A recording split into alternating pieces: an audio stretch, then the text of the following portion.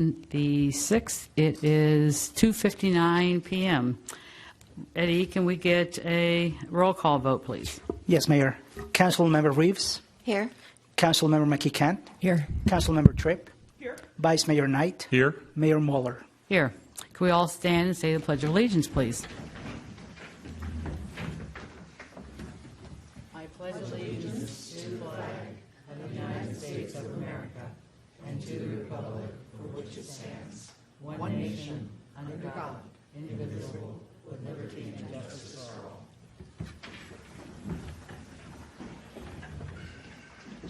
Thank you. And now I would like to call for a motion and a second to adopt tonight's agenda. Move adoption of the agenda. I'll second. Okay, we have a motion and a second. Any discussion with the council? Seeing none, we'll do electronic voting here.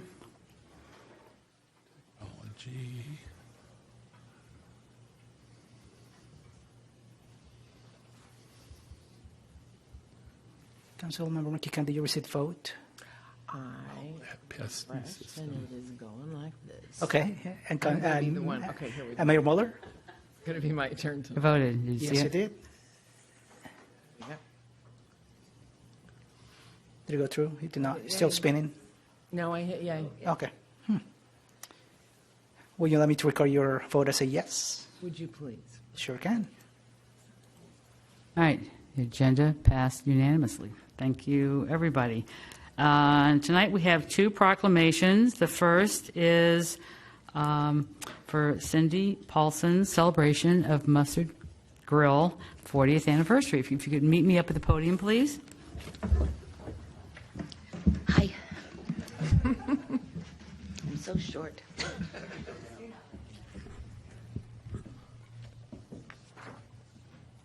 Begin to this, and then we'll take some pictures, Okay. and then we'll let you say a few words. Okay. All right, great. So this is a proclamation in recognition of Cindy Paulson's Mustard Grill 40th anniversary. Whereas today we honor Cindy Paulson, the esteemed owner of Yountville's Mustard Grill, as we approach the momentous occasion of its 40th anniversary on June 16, 2023. And whereas Cindy Paulson is a true pioneer in the development of wine country cuisine and has made an indelible mark on the culinary landscape of Napa Valley and the San Francisco Bay Area. And whereas Mustard's Grill, founded in 1983, has become a legendary institution embodying the essence of exceptional dining and warm hospitality in Yountville. And whereas Cindy Paulson's contributions extend beyond the kitchen, as she is the author of 5 celebrated cookbooks, including the James Beard Foundation award-winning Mustard's Grill Napa Valley Cookbook. And whereas Cindy Paulson's exceptional leadership and commitment to the culinary industry has been recognized with 3 nominations for the Outstanding Restaurateur Award from the James Beard Foundation. And whereas Cindy Paulson's dedication to the community is evident through her active participation on the Emeritus Board of the Boys and Girls Club of St. Helena and Calistoga, as well as her longstanding support for organizations such as Planned Parenthood, Chamber Music Napa Valley, Boys and Girls Club St. Helena and Calistoga, that was so important we had to say it twice, and World Central Kitchen. And whereas Cindy Paulson's enduring spirit and resilience have been amplified through her remarkable recovery from a life-threatening accident and her unwavering determination following the loss of her home and possessions in the fire of 2020. And whereas Cindy Paulson would like to extend her heartfelt appreciation to her GM partner, Sean Knight, and Chef Michael Foster, whose invaluable contributions and unwavering dedication have played an integral role in the success of Mustard's Grill. Now, therefore, let it be resolved that I, Margie Moeller, Mayor of the Town of Yountville, along with the Town Council, do hereby proclaim our deepest appreciation for Cindy Paulson, and we applaud her remarkable achievements, enduring passion, and unwavering commitment to culinary excellence. We acknowledge her significant contributions to the community and the lasting impact she has made in the world of gastronomy. Did I say that right? Yes, you did. Gastronomy? Gastronomy. Okay, there we go. All right, well, congratulations.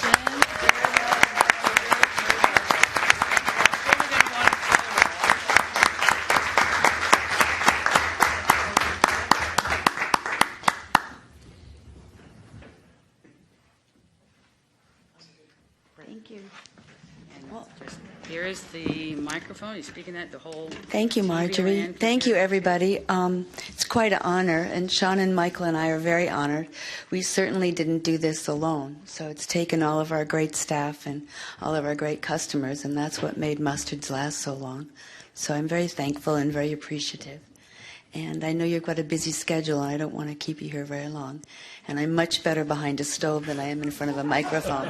So thank you all very, very much from the bottom of our hearts.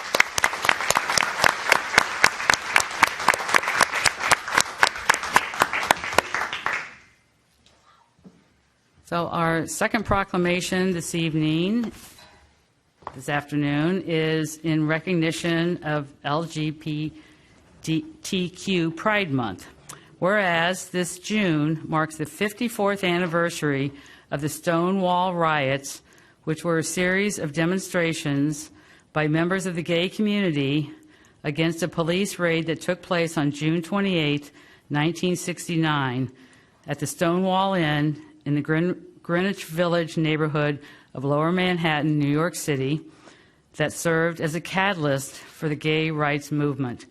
Whereas the rainbow flag, also known as the LGBTQ pride flag or gay flag, has been present since the 1970s as a symbol of lesbian, gay, bisexual, transgender, and queer inclusiveness and social movements, and whereas many residents, veterans, students, employees, business owners, and visitors to the town of Yountville are part of the lesbian, gay, bisexual, transgender, and questioning community who contribute to the widespread academic, economic, artistic, and social fabric of the entire Napa Valley, and whereas June is commemorated around the globe as International Gay Pride Month to honor and celebrate the history, achievements, and contributions of LGBTQ people, and it gives us the opportunity to come together, as we did earlier today,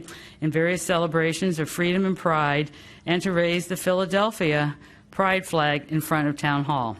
And whereas the town of Yountville is committed to supporting and encouraging diversity and belonging in the workplace and throughout the community, as stated in the town's 2009 Equal Rights Resolution. And whereas June has become a symbolic month in which lesbian, gay, bisexual, transgender, queer or questioning, and intersex people, their families, friends, and allies come together in various celebrations of pride and freedom. Now, therefore, let it be resolved that I, Margie Moeller, Mayor of the town of Yountville, along with the Town Council, do hereby proclaim June 2023 as Lesbian, Gay, Bisexual, Transgender, and Queer Pride Month, and invite everyone to reflect on ways we can all advance the rights and protection of LGBTQ people and live and work together with a commitment to mutual respect and understanding.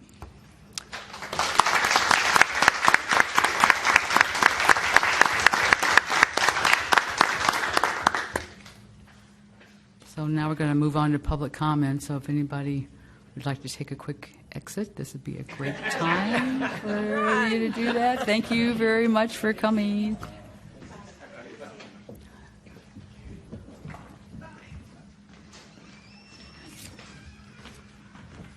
All right, now is the time for public comment. I see an anxious public commenter on matters not listed on today's agenda. Perfect. Thank Could you you. state your name, please? Whitney Diver McAvoy with the Yountville Chamber of Commerce. Lovely to see you all.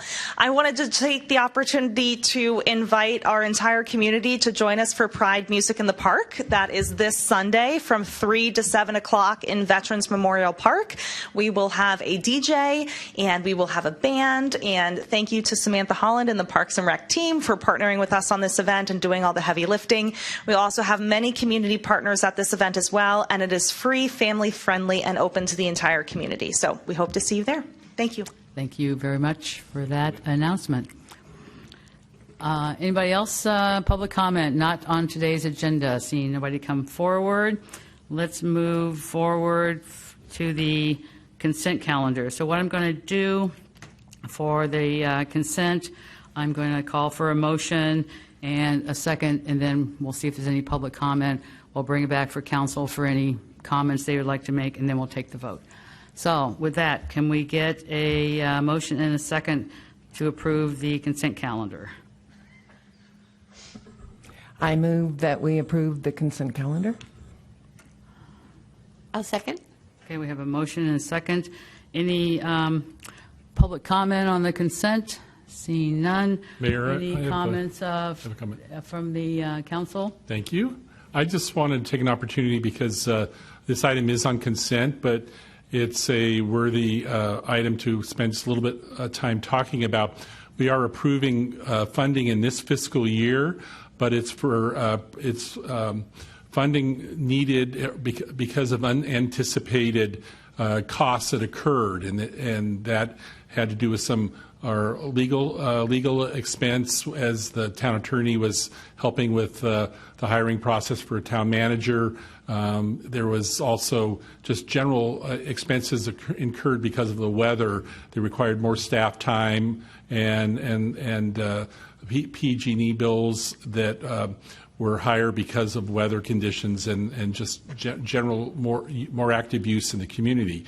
So the good news that I just wanted to emphasize is that the town has always planned well, and that we have established contingency funds that take care of these unanticipated costs. And that's unique for a lot of some communities don't have these funds available. They have to make adjustments to their budget. So we're approving this in this fiscal year. This is not related to our discussion about the next fiscal year, but it's because we plan well and have contingency funds that we can take care of costs that occur unexpectedly throughout the year. So I appreciate the work that staff has done, our Director King for putting all this information together for us, and that's my only comment. Thank you, Mayor. All right, any other comments? Seeing none, can we get a roll call vote? Or we don't probably need a roll call vote for this. Everybody in favor, say aye. Aye. Anybody opposed? Abstained? That passes unanimously. Thank you for that. And now we have one presentation tonight. This is a Property Tax and Educational Revenue Augmentation Fund, better known as ERAF. And I see Tracy Schultze, who'd like to come up to the microphone and give us your name. And Celia is going to start us off on this item. Yes, thank you, Mayor and Town Council. So at Budget Workshop number 2, a question came up regarding a fairly complicated subject, which is ERAF, or Education Revenue Augmentation Fund. And this question arose as staff was saying how the town does not budget for excess ERAF, as it is an unpredictable source of revenue. So staff promised to bring more information back about this, and in doing so, I reached out to the expert, Tracy Schultze, Napa County Auditor and Controller. And Tracy graciously offered to come speak to the Town Council about property taxes as well as ERAF, and she is here today to walk us through a PowerPoint presentation that we will be emailing to all the council after today's council meeting. So with that, I will turn it over to Tracy. Thank you very much, and thank you for having me. It's great to see all of you in person. I still am getting over the Zoom meeting. So as mentioned, I am your Auditor Controller, Tracy Schultze, and I've been asked to present to you. Since The state oversees the property tax element. You can imagine how complex and convoluted it is. So it is not a simple subject.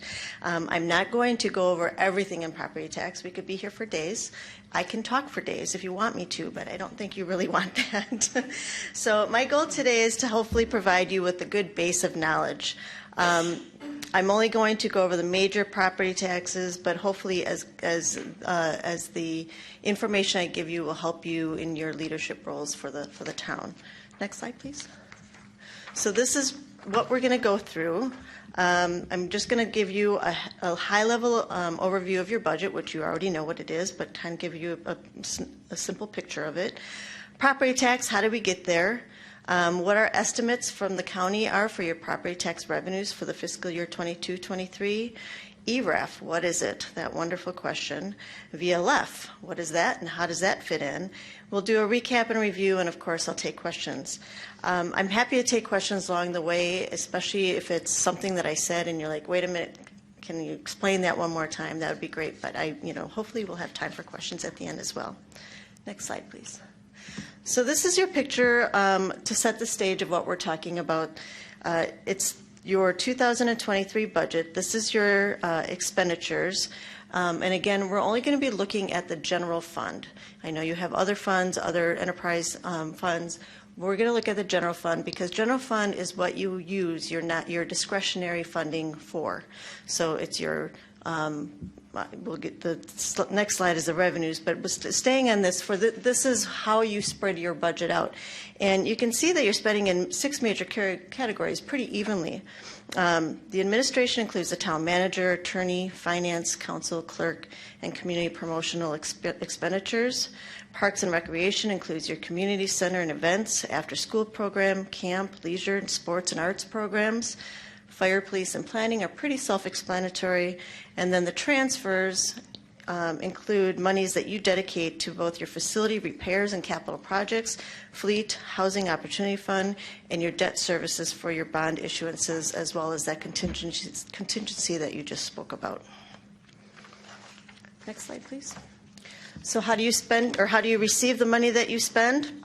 Well, this shows you that TOT is by far your biggest percentage of discretionary income. Property tax and sales tax comes next. Charges for services provide a small portion of the funding that offsets your costs to the parks and recreation activities and planning and building costs. The state, federal, and other government revenues mainly are from your public safety, the COPS program from the state. And then the others includes donations, interest, and any fines collected. Let's keep in mind that red slice piece of pie there, that $2.1 million, which is property taxes. Okay, next slide, please. So how did we get here? Pre-Prop 13, which passed in 1978, was really based on a tax levy for your budgeting needs. So every local jurisdiction that needed tax levy put their budget in, and we calculated the property tax based on that. Prop 13 limited that tax to 1% of your assessed value. So it changed everything. It also caused a great deal of problems, not only on how we administer it, but how all government entities were to cut on their discretionary funding, especially on the school districts. So it really changed the way we looked at property tax. Next slide, please. So just a few components of Prop 13. It passed in 1978, and instead of the levy, it, like I said, restricted the property tax to the 1%. It reduced property tax that first year for all local entities by $7 billion. I don't even know how many zeros that is. $7 billion. The formula had the schools receiving 60% of that, and then all the local jurisdictions had to divide up the other 40%. The apportionment factors are based on the base year tax levy from 1977 to 78 and geographical boundaries. And when you hear the word AB8 factors, that's what I'm talking about. It is made up of many Excel spreadsheets. I was actually going to bring them and show them to you, and they're all connected. I have 2 full-time people in my office. That's all they do is administer property tax. So again, it could take days for me to explain it, and I honestly don't know if I could. The limited annual assessed valuation growth is the lesser of 2% or CPI. And the complications include when annexations happen, we have the redevelopment agencies and the legislations that's coming through with those, supplemental tax bills throughout the year, and then overall loss of revenues. When the loss of revenues hit, there was disputes between local entities within themselves. So it wasn't a very easy change to do. The state, just one more thing on the multiple worksheets, the state audits me every 5 years. And so all of our calculations, as complex as they are audited every 5 years. With COVID, they were behind. I just did a 7-year audit and waiting for the end results, but the preliminary finding is that there are none, so the calculations are correct, which is good. That's what I strive for. Okay, next slide, please. So let's look at the county's property tax revenues and allocations.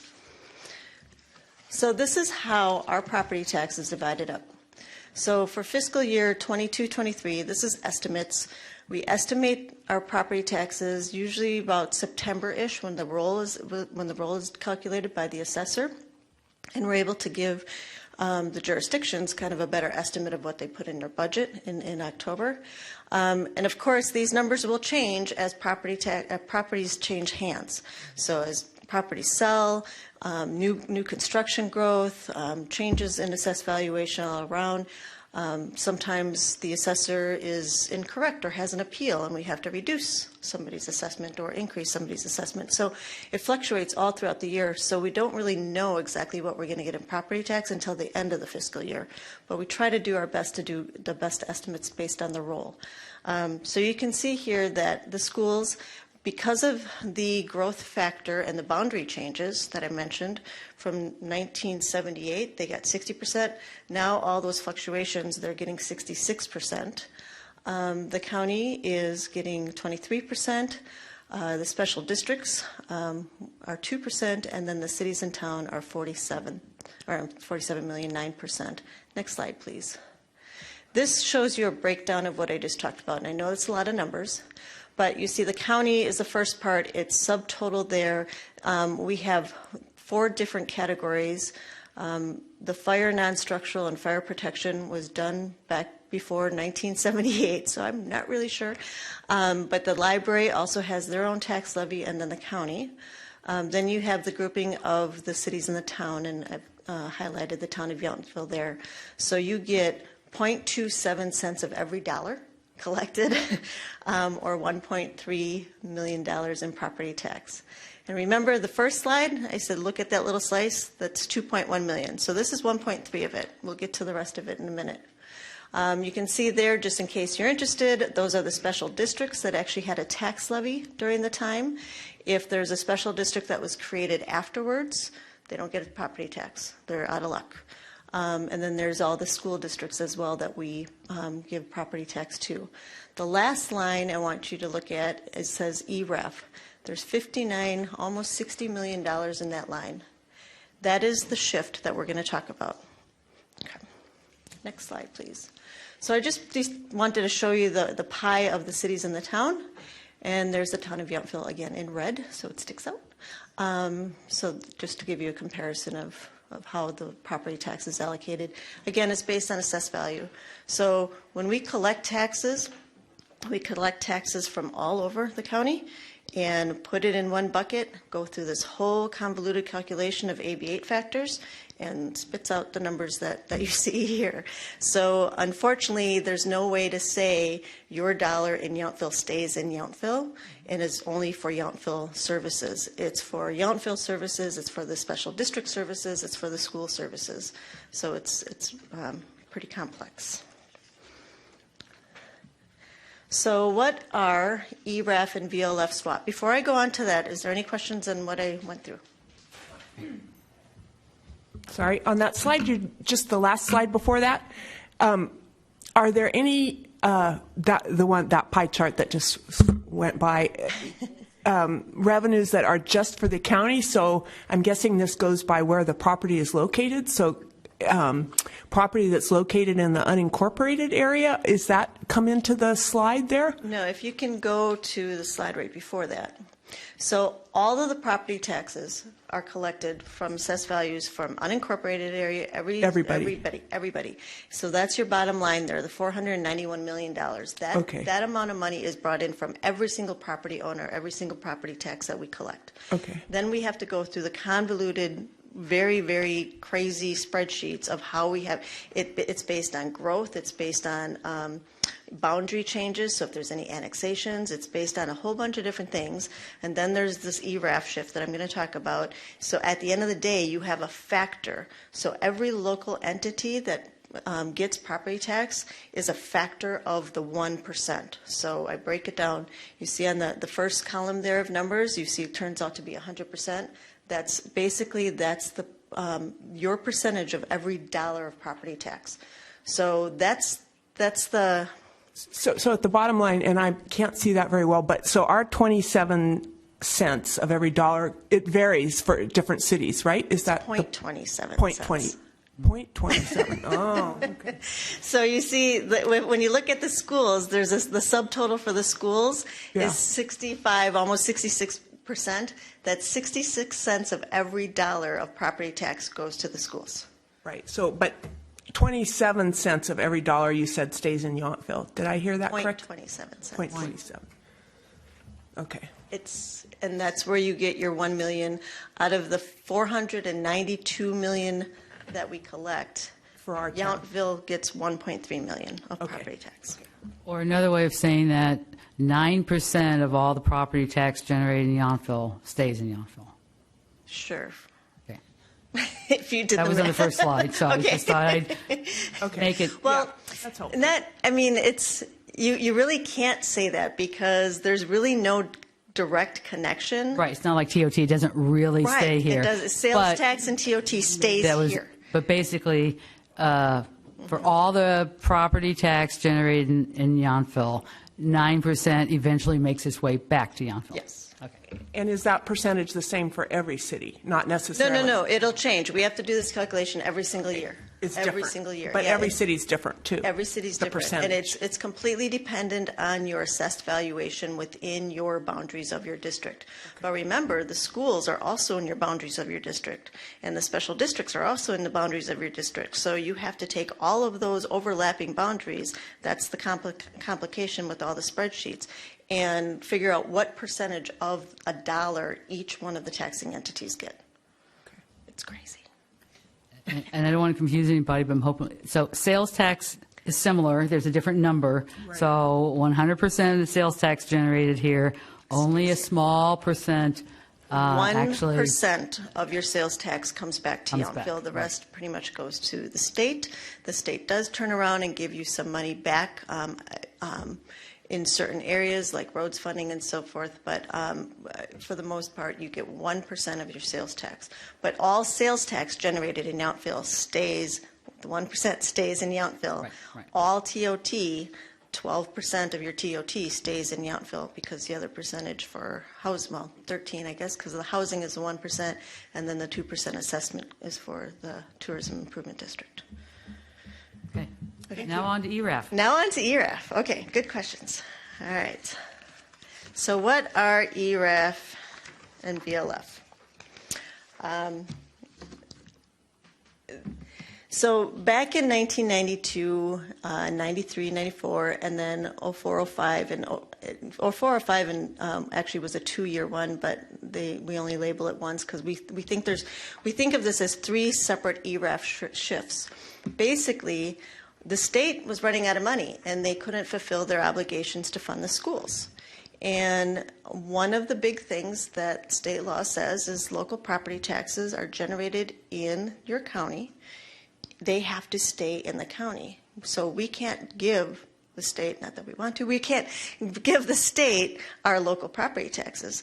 They know that. So what they did was they created what's called ERAF, Education Revenue Augmentation Fund.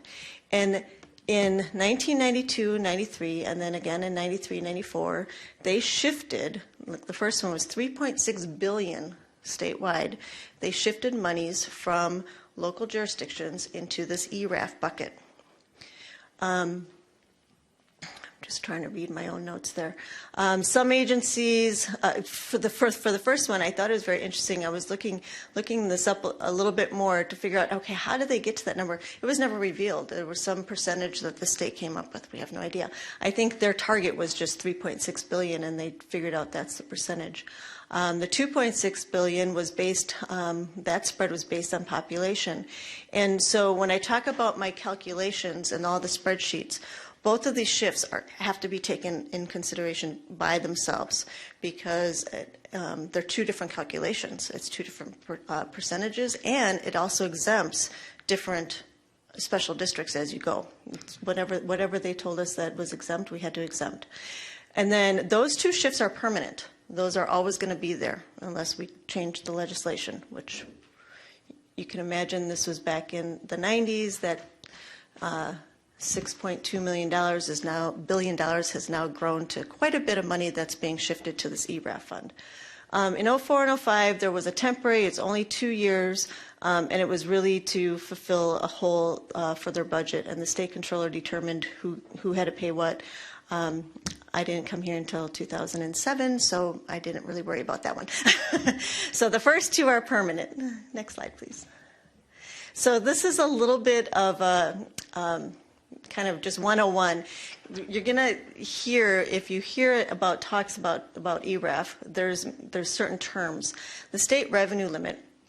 Back in 1988, Prop 98 passed, and it basically said that the schools had a guaranteed minimum limit per student that the state had to pay for. Okay, so the state has to pay for it. In my examples, I'm going to say it's $1,000 a student, just for ease. Basic aid school districts. The way that this works is after I do all my calculations and the AB8 factors are put into place, if the Calistoga Unified School District, if the property tax that they received from that allocation equals or exceeds their revenue limit of $1,000 per student, they get to keep all that, and they're done. They don't need any more money. They have their minimum guarantee. Property tax filled up their bucket for them. They get to keep that money. If they get over, they get to keep it. It's not something that I take back. However, if you have a non-basic aid school, which is the majority of the state, property tax doesn't fill up all those buckets for all the students. That means that your property tax, say, is only $900 per student when you average it out versus the $1,000. So now you have a gap of $100. And that's what the state is supposed to backfill to the schools. Okay? That's the whole concept. They introduced ERAF and those three shifts and said, put money into this bucket, and now this bucket, pay our gaps for us. So the money is still local. It never left the county, but it's paying the state's obligation to the school. Okay? So we use ERAF to fill up the non-basic aid school districts. In the county of Napa, we have one school district. We used to have the college as well, but Napa Valley Unified School District is the only school district that has more students than property tax up to that limit. Okay. Once we fill up that $100 gap per student, if we have excess, we get to give it back to everybody that we took it from. So in the same proportion. So we shifted that $60 million. If we use 40 of it, we get to give $20 million back in the same proportion that we took it from. Okay, and the state is made whole. I mean, the state got a free break. I shouldn't say that. The schools are made whole. The schools were paid by us versus the state. They're not harmed in any way. They're right up to their limit, and the county and the cities and the special districts that we took the money from, we get to give it back. The rest. We are only one of 5 counties in the state that has excess. So 53 other counties, all of their shifts of millions of dollars are going to pay the schools on behalf of the state. Okay.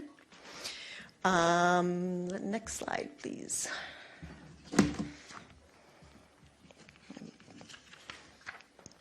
So this is, I just wanted to give you the figures for the return of excess ERAF that we're estimating for this year.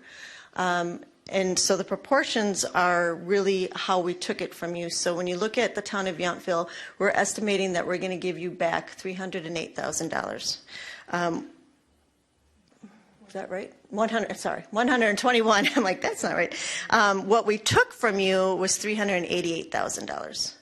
So you basically paid the state school obligation an additional $266,000. Again, we won't have this. This won't be final until the close of the year when we know all the property tax and how. We also have to do all the reporting for the schools on their average daily attendance and so forth. But just wanted to give you a look that we are going to give almost $21 million back as an excess ERAF county. One of the things, though, and it might be on the next slide. Yes, next slide. So I mentioned, I didn't give you the right PowerPoint. I mentioned, I formatted this differently, that Napa Valley Unified is the only one that is not basic aid. I even wrote that wrong. That is non-basic aid. Sorry about that. I'll fix that on the copy that you send out to them. And there's key components to the ERAF calculation. There's the guaranteed minimum revenue based on average daily attendance. The maximum is up to the state, and they can change that at any time, and they can actually go back and say, oh, instead of $1,000, we want you to now give $1,200 for every student, and if we had ERAF that we gave back to you, we now have to take it back from you. Isn't that fun? So when this started happening, when we started getting this excess ERAF, it was right around the time that I came, and I met with the city finance directors at the time, and we agreed to hold a 5% reserve of your ERAF because the state has done that, and instead of us trying to get it back from you and giving you, a hardship, we use that money, and if there's still any left over, we give back to you plus interest. So we also distribute that like on a 4-year basis, rolling year basis, because they have 4 years that they can go back and change the formula. So the big key with that is, and if the school boundaries, if the assessed valuation of the school boundaries change, that also changes it as well. They both fluctuate. If the state goes higher with their limits, we reduce our excess ERAF to you. If the state goes even higher, you may never get that excess ERAF again. We may have a hole that the state actually has to fill up. So I have always encouraged every council, every jurisdiction, every special district, do not put your excess ERAF in your operating funds. You have no idea if you're going to get it from year to year. I can't promise you. I can't tell you you're going to get it. And so this is a good practice to really put it as one time. At the county, we use it for our capital improvements because it's kind of, I don't want to say a bonus because it's our property taxes, right? It's our own property taxes that we're getting back, but it is really subject to the state's discretion what they want to do at that time. And I will also tell you there's a lot of legislation out there that is trying to redirect even more. And there was one on a community facilities district, which is trying to replace RDA. There's several of those bills. And on like page 94 of 200, there's a paragraph that talks about excess ERAF. And so it's really, and it's very, very hidden. And if you're not looking for it, we'll miss it. And then suddenly we'll be capped on what we get back and the state will take the rest. So just keeping you in mind of that. COVID, then there was COVID. So what we were going through, and you probably have heard, because I know I at least Mayor Mueller has, because I provided communications out in the last couple of years about VLF. And if Napa Valley Unified becomes basic aid, all of our ERAF comes back to us, right? Which is a good thing. And they were almost going to be basic aid in the last couple of years because of their average daily attendance, because it plummeted. So they don't need as much money per 1,000 students. So their property tax almost made up for all their shortfall. So that caused a lot of angst for another reason that we'll be getting into. But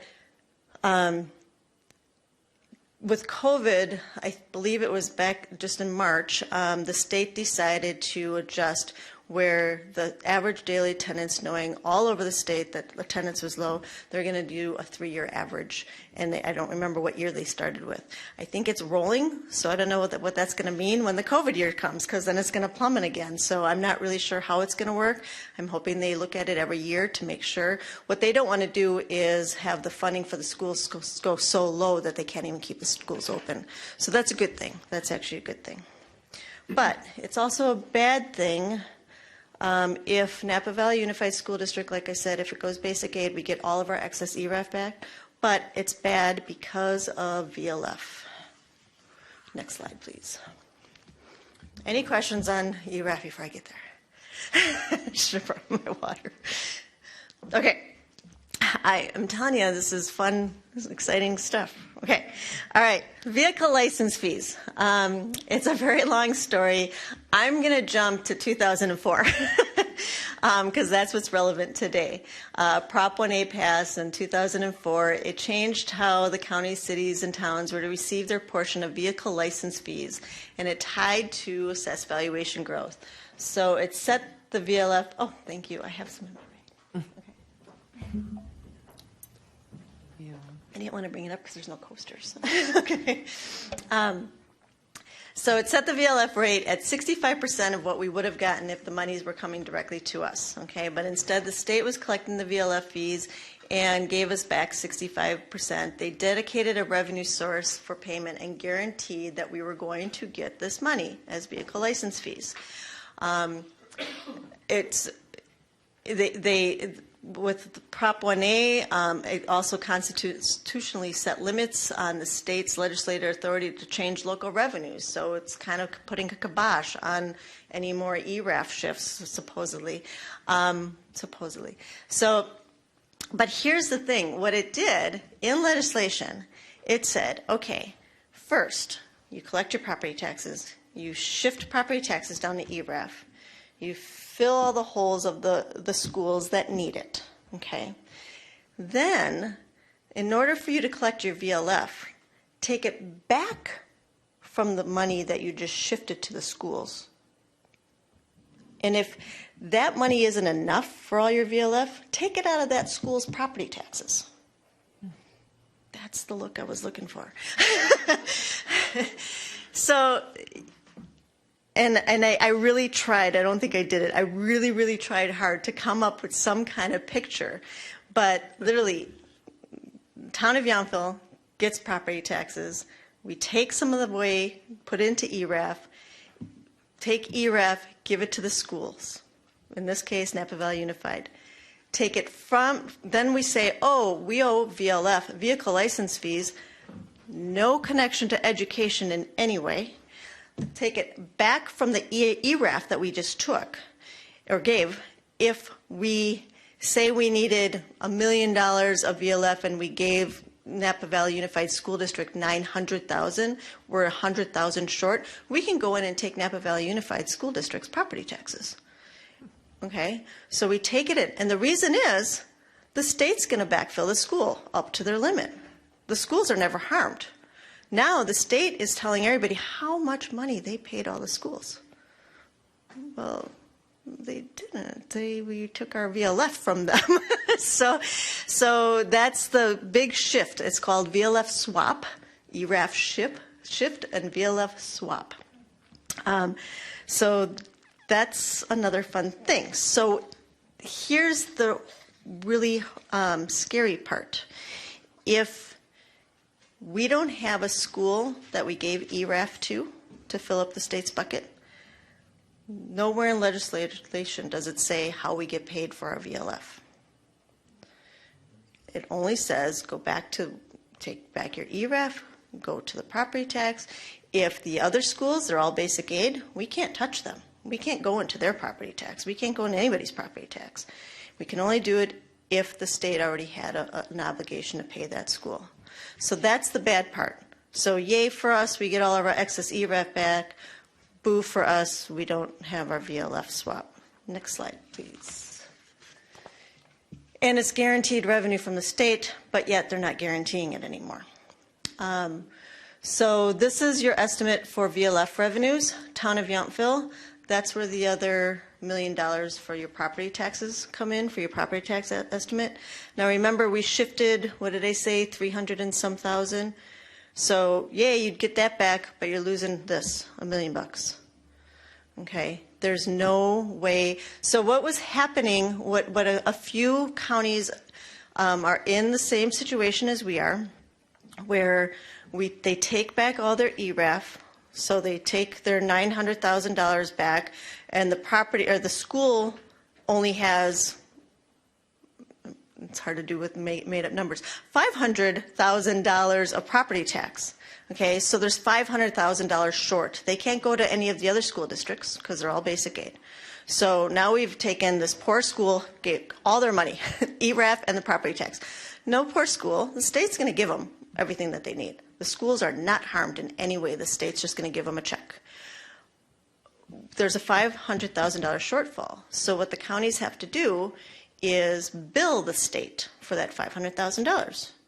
Now remember the state guaranteed payment. But we don't know these numbers until the following year for last year. It's not in the state's budget. It'll be in the state's budget for the next year to get paid the following year. There's a 2-year lag to get that money back from the state. Okay. If Napa Valley Unified School District went basic aid, we would have to bill the state for $40 million of our VLF. That's $10 million to the city of Napa, $25 million to the county, and $1 million for you guys that we would have to bill and have a 2-year lag of getting back. Even if it's 2 years, great. Guess what happened this last budget? They took it out of their budget. They're not guaranteeing to pay those other counties right now.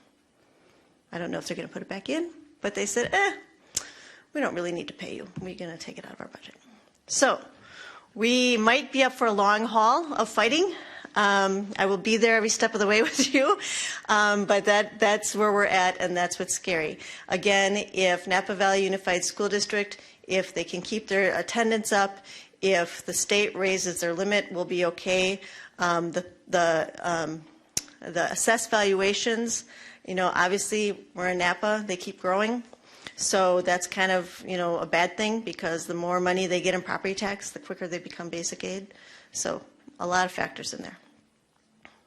Next slide, please. How about you?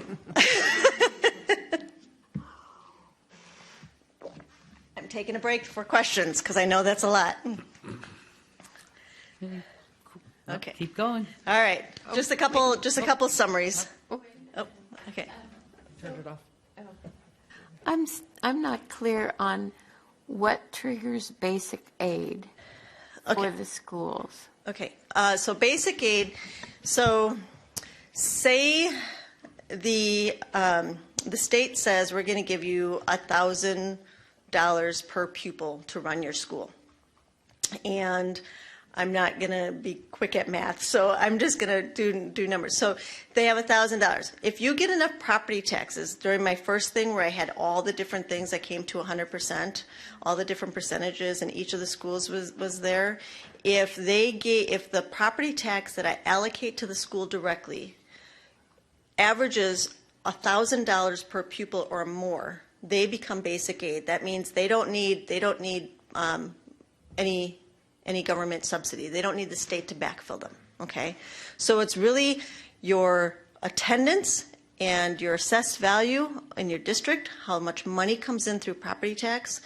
If that property tax gives you more money than the state's minimum guarantee, you're done. We can't touch you. You're golden, you're basic aid, you just get to go on your merry way. If it doesn't provide enough money for the state's minimum guarantee, then you're non-basic aid, and we have to put money into your pot from the ERAF shift, and if there's still a hole, the state has to fill that obligation. Does that make sense? It all means if it's state, if you hit that minimum threshold for the state, that the state's guaranteeing funding from the state through us. So basically, if you've got a very rich community in terms of property values and not too many kids, you're basic aid. Right. And that's the argument that the state says. It's like, sorry, long that lasts. wealthy communities. Right. Yeah, and that came out of, I think, a California Supreme Court decision that basically said students who live in poor districts shouldn't have, some very poor districts weren't able to really provide basic education. And so there was a case in California, Serrano versus Priest, which I'm sure Gary could talk about, that basically said the state has an obligation to provide all students with a minimum education. So that, because some wealthy communities, because of their property values, had great schools, and then some whose property values were so small had really horrible schools. So just personally, I think it was a good plan to provide, to make sure that all students had at least a minimum education. And it's kind of too bad that, right. Yeah. But from what you've said, there's a lot of districts that can't provide that in terms of property taxes. Right. Napa's not alone.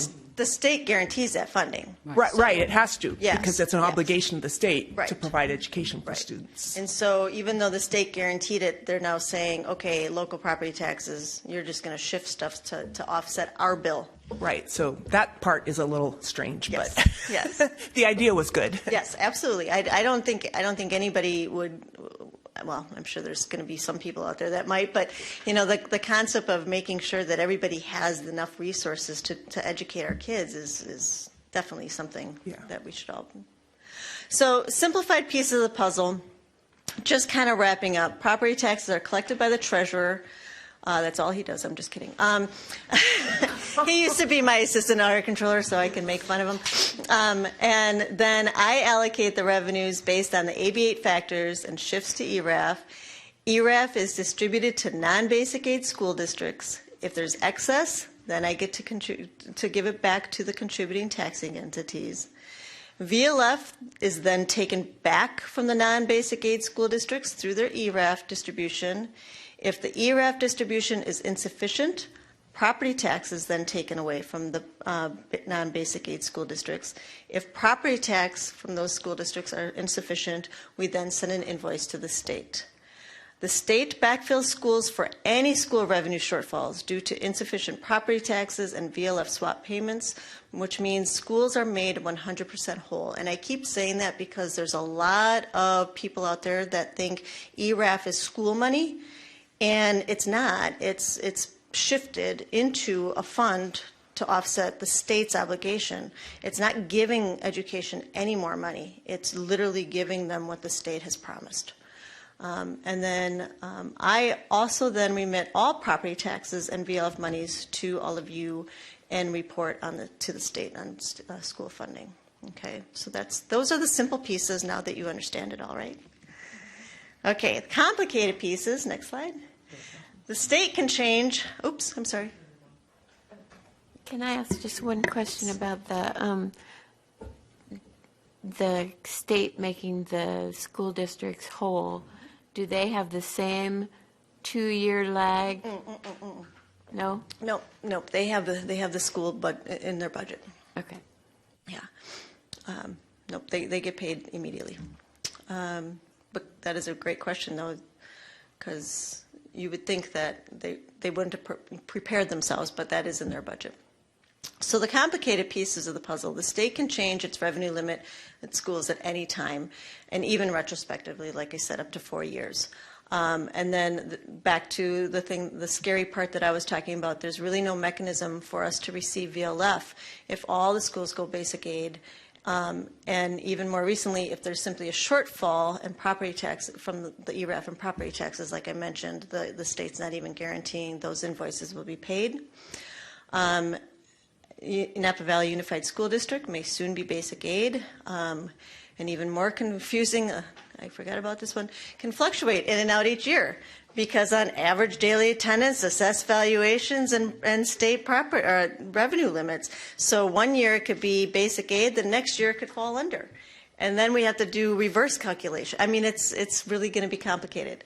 Again, the state is not guaranteeing VLF funding, and there's many pieces of new legislation that is focusing on these two areas of our property tax. So the key takeaways on the next slide. We all need to be aware and understand what the state is doing with our local property tax dollars. Okay? We all need to be aware and understand that schools in the state are not being harmed in any way. Only local governments are. The state is obligated to do this, and they're shifting it to us. Okay? And then our discretionary revenues need to stay discretionary to allow for the greatest flexibility to run the best government for our people, because we don't know, those discretionary dollars can fluctuate at any time.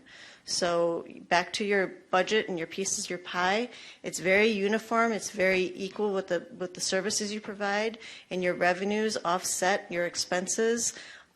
So you need to make sure that you continue keeping those discretionary revenues that you have, because you know, with COVID, TOT can plummet really quick, right? And that's your major source.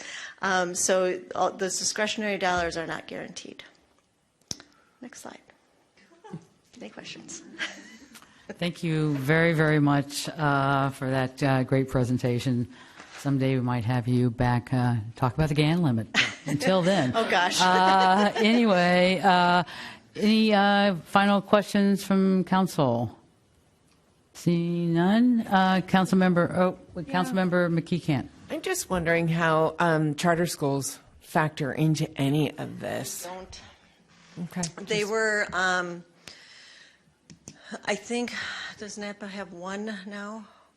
They go through NCOE, County Office of Education. So they get their funding through the shift and everything through NCOE. It doesn't affect the ERAF numbers or anything? No, it did through our the redevelopment agencies, and there's still a controversy on that going on up and down the state. But since we don't have any redevelopment agencies anymore, which we're really happy, I don't do anything with charter schools. Thank you. Councilmember Tripp. I was just going to ask you, a lot of cities have a transfer tax, so when you go and sell your property, you have to pay that. Does the county have any sort of transfer tax on sales of real property? Yes, but I don't know that level of detail. Okay. It doesn't go into the property tax revenues? Or maybe it does. I will have to answer. Okay, that's okay. I was just, because it's a hot topic right now. That's why I have 2 full-time people doing this stuff. Oh, no. And it was a great presentation. So, right. That's a small question I just had. I will still get an answer and get it to. Okay, thank you. Any final comments? Nope. Okay. Thank you very, very much for coming. Been very helpful and informative. I'm sure everyone looks forward to your slides so they can remember what you said. So. Yes. Okay. Thank you very much. All right. Good to see you. Thank you. Thank you. All right.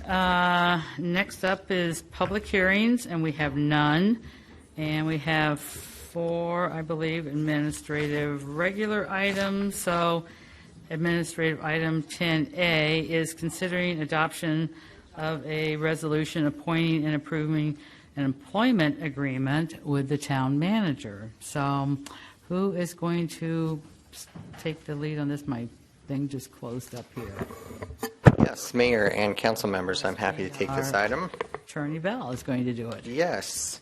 So there are 2 actions. It's combined into a single item on your agenda this afternoon. It's an action to appoint and an action to approve the employment agreement, both of which would be effective on June 30th, which would be the first day of your incoming town manager, Brad Ralston. I will go through the general overview of the benefits and salary and like that are in the employment agreement. That will be the end of my presentation. I'll turn it over to you, so I'm sure you all will have much more to say than I do. The base salary is $248,000. It provides for health insurance, life insurance, administrative leave, annual vacation, as spelled out in the employment agreement, and the other benefits and rights for this position are provided in the town's personnel rules. Similar to the other positions, the personnel rules apply to the extent they aren't modified by the employment agreement. There is a resolution that approves the agreement and makes the appointment. With that, I'm happy to answer any specific questions you might have about the employment agreement, or I'll just turn it over to you all. All right. Thank you very much. So we're just, as Attorney Bell said, we're just going to discuss at this point the appointment agreement. Do we have any questions from the council first before I go to public comment and back for a decision? And then we'll do the same thing for the employment agreement. If we're quiet, it's probably because we've had a lot of closed sessions and a lot of meetings to get to this point. So I'll just kind of speak. I see a lot of head nodding here. We'll make sure everyone has a chance to ask any final questions. But that's kind of, we're not just sitting here not thinking about it. We've been spending quite a bit of time from appointing somebody to recruit and then doing the recruitment and interviews. So just a little background. Councilmember Tripp. So, Mayor, I did have some comments in general, but I don't know if it's the right time. Is this a questions time or comment Let's time? do- Should I wait till after public comment? Let's do that, because as I said, then I'll go to the public, and then we'll bring it back for just one item for any comments and Okay, so I'll wait. approving the resolution. So it looks like it's time for public comment. Do we have any public comment on appointing Brad Ralston as our new town manager? Anybody would like to come up? Nobody. I guess they weren't here in closed session, but I'm just going to take that as I think maybe the council has done a pretty good job. So let's bring this back, and this item we're going to be opening up for a call for a motion, second, and then we'll discuss and then we'll vote. So this is for resolution number 23-4209. So do we have a motion? Mayor, I will move approval of resolution number 23-4209, a resolution of the Town Council appointing and approving an employment agreement with the town manager. Do we have a second before we I'll discuss? second. Okay, so we have a motion by the Vice Mayor and a second by Councilmember Reeves. So any discussion? Who would like to go first? Councilmember Reeves. Yes, I just want to express my gratitude to both the mayor and to Councilmember McKee Kent for being our negotiators on this contract, and also to the expertise of our town attorney, Gary Bell, for really walking us through the process and offering a lot of good information for us to ponder. Councilmember McKee Kent, thoughts? Opinions? You can open to anything you on? want to say related to this item. Related to this item. Well, related to this item, want to thank also our interim town manager for holding the fort until we get to this point. I hope your shoulders feel like they're dropping a little bit. So town knows we had many qualified applicants, a few that were local with deep knowledge and of certain aspects of the role. The townwide survey offered valuable input that we took into consideration. And the highest listed needs and qualifications, I want to list just a few, but these are in no particular order. Town wanted a savvy business negotiator with skills and a proven track record for problem solving. They wanted somebody who had comprehension that our business revenue is heavily reliant on tourism, yet somebody experienced in developing diverse businesses to drive and support tourism while also being local serving. They asked for somebody be appointed with emotional intelligence and approachability, as dedication to the community engagement and retention of town's charm and the balance of life. We had a lot of requests for somebody that could effectively manage and lead staff, as well as rein in this council with a culture of collaboration, and somebody with experience with affordable and workforce housing was high on the list, and somebody who was adept in safety awareness and the impacts of climate change. So those were the top contenders of things that we looked for. Mr. Ralston rose to the top because during each of his interviews, he effectively communicated his depth of experience and qualifications. He was dedicated to staff and council development, and he consistently was the most prepared, demonstrating understanding of our town, our residents, our tourism model, and even logjams we've come up against in the past few years.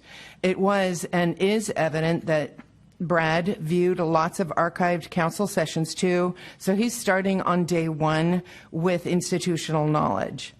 He demonstrated quick comprehension and spontaneously communicated fresh perspectives that equally supported town's charms and business needs.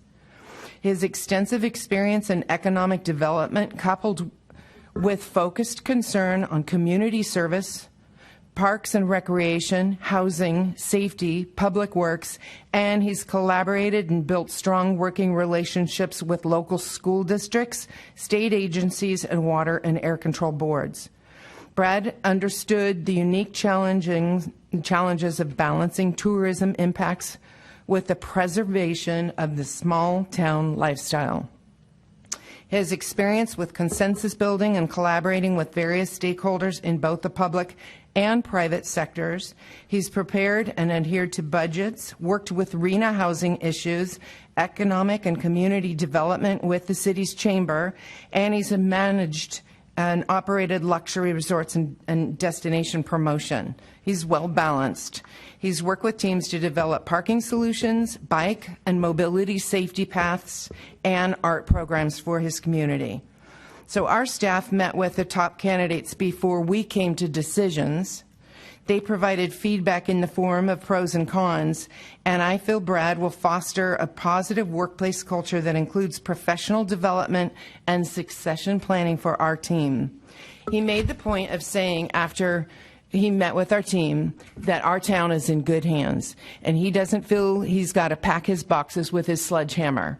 He said he only needs to bring a fine woodworking tool and a polishing cloth. So for those reasons and more, I think we've made a really good appointment. Councilmember Tripp. First off, I'd just like to thank you, Mayor, and Councilmember McKee-Cant for spearheading the negotiations. And it was a really good process. We dedicated a lot of time to the recruitment, which was really worthwhile. We were fortunate to have several excellent candidates, of which I think Brad was clearly a standout, but it said something to me about how desirable a place Yountville is and what a good staff we have, that we had several people who would step up for this position. But it was a very good process, as I said, and one of the really interesting things to me was each of the council members in our discussions brought really different perspectives and ideas, some of which were really enlightening to me. And I think it led to a really good decision on the town manager, which was unanimous, both in terms of the vote and also just the general feeling. So I'm really grateful for that, because it could have been a different outcome, but it was a very cohesive and better process for having everybody involved on the council with their different experience and knowledge. And then finally, I want to thank John Ferens, who has done this role with grace and a good deal of knowledge. And he still has a month to go, more or less. So, and I hope, and I mean this sincerely, that this experience hasn't dissuaded him from considering town management broader than what he has a big stake now, but I hope that he found it to be a good experience. So I'm really looking forward to working with Mr. Ralston, and as near as I can tell, I think he will do well with the many constituencies in Yountville, both the business constituents and our town staff, and also the town council. And so I think he's going to be a really good fit. And he has some big shoes to fill, but I'm pretty confident he will do that and then bring some of his own experience and perspectives to Yountville, which I think will be really helpful because he just has a different experience. So anyway, that's the end of my comments, and I'm really delighted, both the process and the outcome. Thank you. Vice Mayor. Thank you, Mayor. Also wanted to thank the interim town manager, John Ferns, for stepping up and helping council during this time period, and also to the mayor and councilmember McKee-Cant for spearheading the last part of the negotiation for the agreement. For this community, we've been very fortunate in this experience. We brought along a recruiter that helped us bring together applications. We had a lot of help from our town manager, town attorney. Thank you, Gary, for the work you did helping us. we're fortunate because we had, as the Gary Phillips from Bob Murray Associates said, we had 40 applicants from all over, with all different types of backgrounds, from CFOs of a winery to a Defense Department employee, Foreign Service employee, just people with all different types of experience in municipal government, business people. It was just, we had a great opportunity to look at a wide variety of people, 40 applications. We brought it down to 10 finalists, many that had city manager experience. We then went to the next step of interviewing 5 applicants, and then narrowing it to 3 applicants who were then able to meet with our executive staff in town, and they had an opportunity to meet all 3 of those candidates and to provide some feedback to the council as well. It was a great process. So all along the process, Brad Ralston was a standout, as all of us have said. When we met him, his passion, his communication skills, knowledge, and experience were just notable and very unique for all the candidates we were able to meet and interview. I support approving the employment agreement because, as all the council member has said, it was unanimous, and Brad will proactively lead town staff and help the town council address many challenges and issues that we'll have in the future. And I'm hopeful that this will have a town manager that will be here for a number of years and will provide support. And as Councilmember Tripp said, he will, from his experience talking with us, will reach out to residents, reach out to the business community, and be a good leader for this community. So I support the employment agreement. And we haven't seen the official vote, but I think you are hearing, and I will make it final, that this will be a unanimous decision. So this has been a big transition for all of Yountville, not just the town council, but I'll get to us in a minute.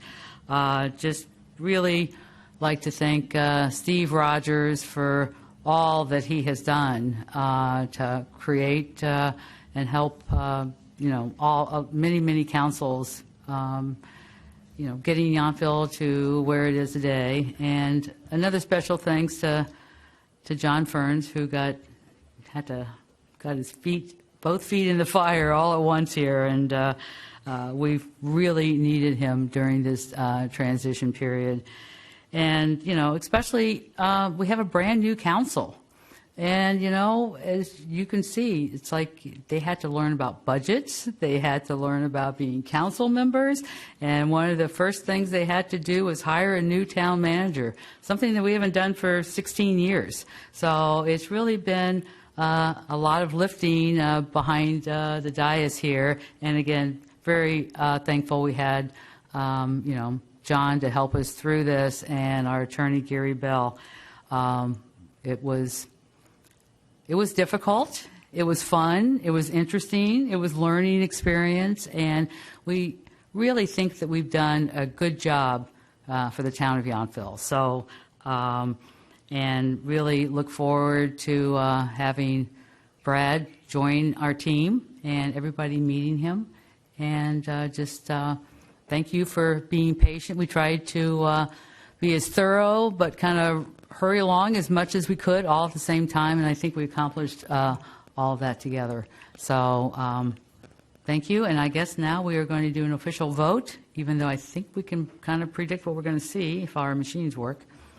Mayor, excuse me, Yes. just one last thing. I just also want to just thank the council for all the work, as you said, for everyone. We have a great council here that each of us, as Councilmember Tripp said, brought together experiences.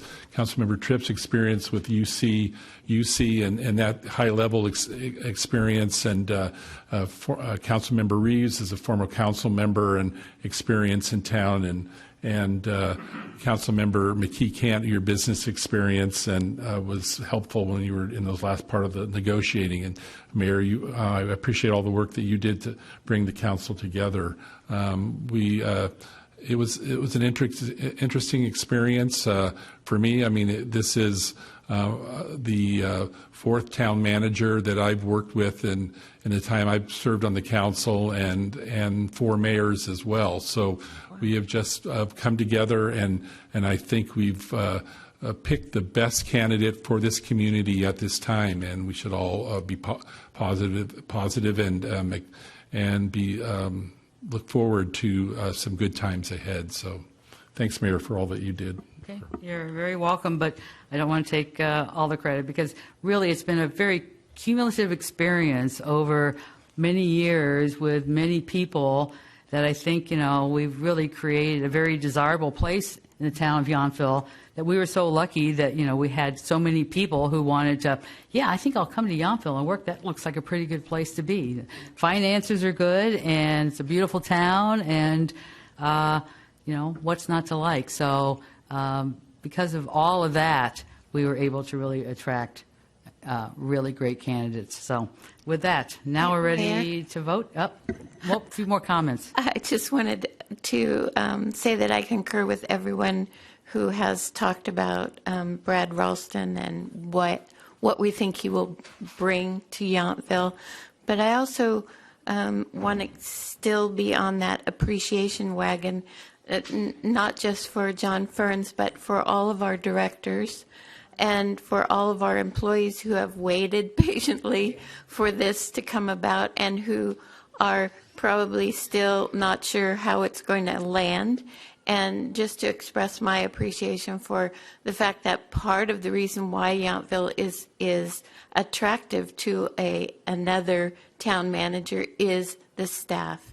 So I think it's really incumbent on us to really give kudos to our staff for all their patience and their input and their work. Thank you. Okay, I think the screen is coming. I think it should be up. Is it not? Maybe. Maybe we all talk so much we have to refresh. I think that could be it here. Let's see. To close all these screens out now to find that one. Mine show, or do I need? You're good, Councilmember. Okay. Did you get mine, Katie? I did not, Councilmember. No, Oh, mine, yes, I did, Councilmember Tripp. Waiting. yeah, mine says waiting too. Let me close it and open it again. Maybe we can fix that. There we No, go. it did not carry it. I don't Okay. know why it says that. I got a green Let me- button to press. Oops. Did you get it? Yes, everybody able to vote? Okay. Thank you. Yes, there you go. All right, so the town council has unanimously appointed and approved an employment agreement with Brad Ralston as our new town manager. So thank Yeah, it's good. you. We're very happy too. So Hey, Brad and Elisa, welcome our newest Yountville residents at the end of the month. Yeah. all right, It was nice to see him. He and his wife were up at the Veterans Home on Monday for the Memorial Day service. So they were there, and it was a pleasure to meet them and for them to recognize the importance of the Vets Home and to be there for that. So does the council need a 5-minute break? Just a drink. Just a drink, okay. Doing the employment agreement separately, or? Yes, Oh, okay. we are. After this item, we can do that. Yeah, so there's a single resolution that did both, and you just approved it. Yep. Okay, so break time. Thank you. We'll be back in, let's take 6 minutes, make it an even number, 4:35.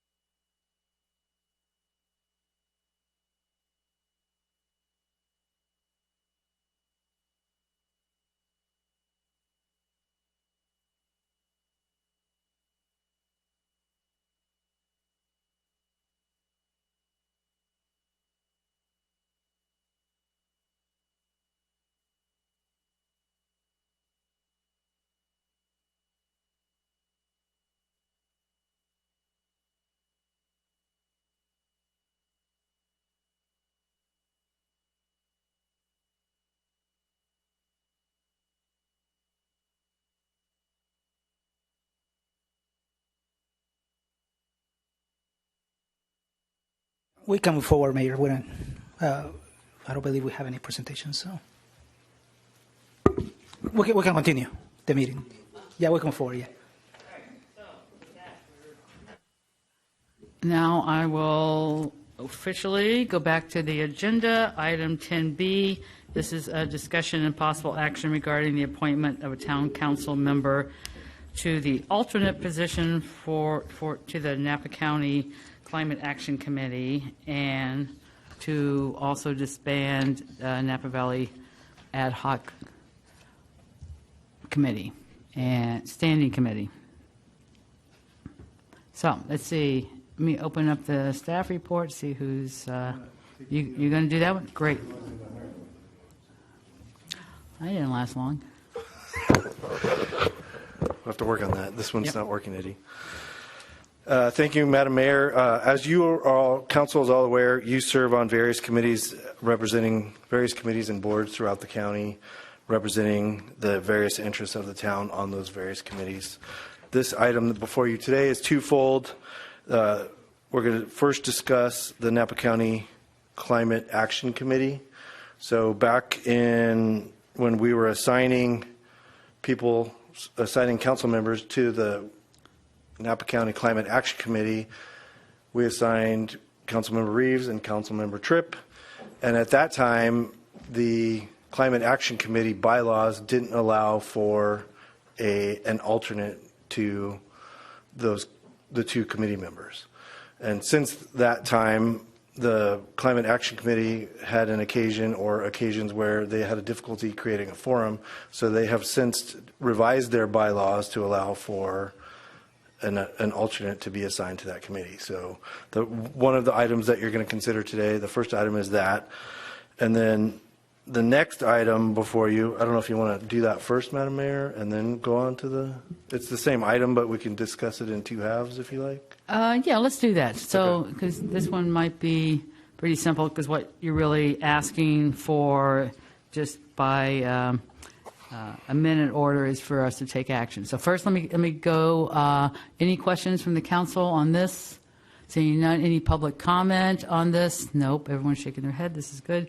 And then, so yes, let's go back. And any questions from the council regarding dissolving or adding alternate members to the Regional Climate Action Committee? Yes. My question is, when do they typically meet? Is there The microphone. You can just leave it on. The last Friday of the month, time? 9:30, I think. Okay, thank you. 9:30 to 11:30. Councilmember Tripp. Oh, yeah. I was just going to say it's a really good committee, but because we do have two official delegates, the alternate may not need to attend. I mean, I know a lot of times alternates do attend, but it's probably less of a big issue when you have two delegates, basically. So I just saying that because after May and with all the meetings on the budget and also all the recruitment meetings, I know time is sometimes difficult to find. So Would anyone like to volunteer to be the alternate on the Napa County Climate Action Committee? I'm happy to volunteer. And so it is important, I guess, with the alternate, we have two members. At some point, I don't think they've decided yet whether it's a weighted council like NVTA or other ones. But if there's two members and one can't attend, then the alternate steps in. So we'll have a full contingent representing Yountville. So unless Councilmember Key would like to, I would be available to do it. If you're available, I mean, I can go either way. Okay. So I'm happy to be being polite. the alternate. Okay. And just generally for alternates, if the primary member can't attend, please contact yourself, the alternate, and see if they can attend for you. I don't think we need to make the staff do that for us. So anyway, and that applies to kind of all committees. So with that, by minute action, we can just appoint Vice Mayor Knight as the alternate for the Napa County Climate Action Committee. All right, then maybe you can start now on Napa Valley Unified School District Standing Committee. Thank you, Madam Mayor. The second half of this item is the Napa Valley Unified School District 2x2 Committee. That's traditionally a committee of council members assigned to meet with the Napa Valley Unified School District, and they have assigned members, and the groups meet and discuss items of general interest to the two parties. It used to be more germane when we had an active school here, but we still lie within the school district, so it still remains an item that can and needs to be filled. So with that said, at the February 21st Town Council meeting, the Town Council did create the NVUSD 2x2 Committee as a standing committee and assigned Councilmember Reeves and Vice Mayor Knight to that committee, voted to assign them to that. As a reminder, a standing committee is a long-term committee with a purpose and a schedule and is subject to the Brown Act open meeting rules. And as such, the meetings need to be posted. The standing committee needs to commit to vote a chair, and the meetings need to occur within town limits. So after the creation of this standing committee, the NVUSD invited the committee to a meeting. That meeting was invited to their location, and it was just a regular meeting invitation. It didn't involve a publicly posted agenda. And so town staff reached out to the school district and explained that based on our own protocols, we created a standing committee which the Brown Act rules apply. And so that meeting was subsequently postponed until a future date as a possibility for a change would come. And so in response to the desire of council to have that standing committee or have a committee, an NVUSD committee, the opportunity before you today is to do the following: disband the current standing committee and form a new NVUSD ad hoc committee. The ad hoc committee is also subject to the Brown Act, but not the same Brown Act requirements. An ad hoc committee has a limited purpose and duration. It has no real fixed schedule, and it will disband on the completion of the task and or a date certain that the council could set. So this item for council is to consider disbanding the NVUSD Standing Committee, form an ad hoc committee for the same purpose, appoint council members to the committee, establish the purpose of that committee, and then the time frame that that committee would exist. And then I would invite Gary to chime in if I missed anything. Maybe Gary could talk about the purpose of this committee. Yeah, so just one addition, and then I will go into the purpose piece of this. The Brown Act has always envisioned some composition of all legislative bodies that will be able to meet and discuss without following the requirements that apply to all others. So that's been in existence and has been included in the Brown Act for quite some time. And that's required so that two of you can accomplish some goal within a short period of time and then report back to the group, not charged with making decisions on any particular thing. And it's just a matter of efficiency and time. And so the Brown Act has always allowed less than a majority of a legislative body to be designated to go and complete a task and report back. But in order to meet that, those requirements as an ad hoc committee, it cannot have continuing subject matter jurisdiction. And that's the term that's used in the Brown Act, meaning you can't continue to exist indefinitely and have authority over a particular subject indefinitely. So to make sure that that doesn't occur, having a time frame and having a specific task assigned to the ad hoc committee is important. And so that is why the staff report requests that the council do both things for this ad hoc committee, should you consider disbanding the standing committee and forming an ad hoc committee today, that you would give it that specific charge. In terms of the scope of this, it is common to have 2x2 committee meetings between public agencies in a county. They often occur between cities and towns in the county and also school districts and the like.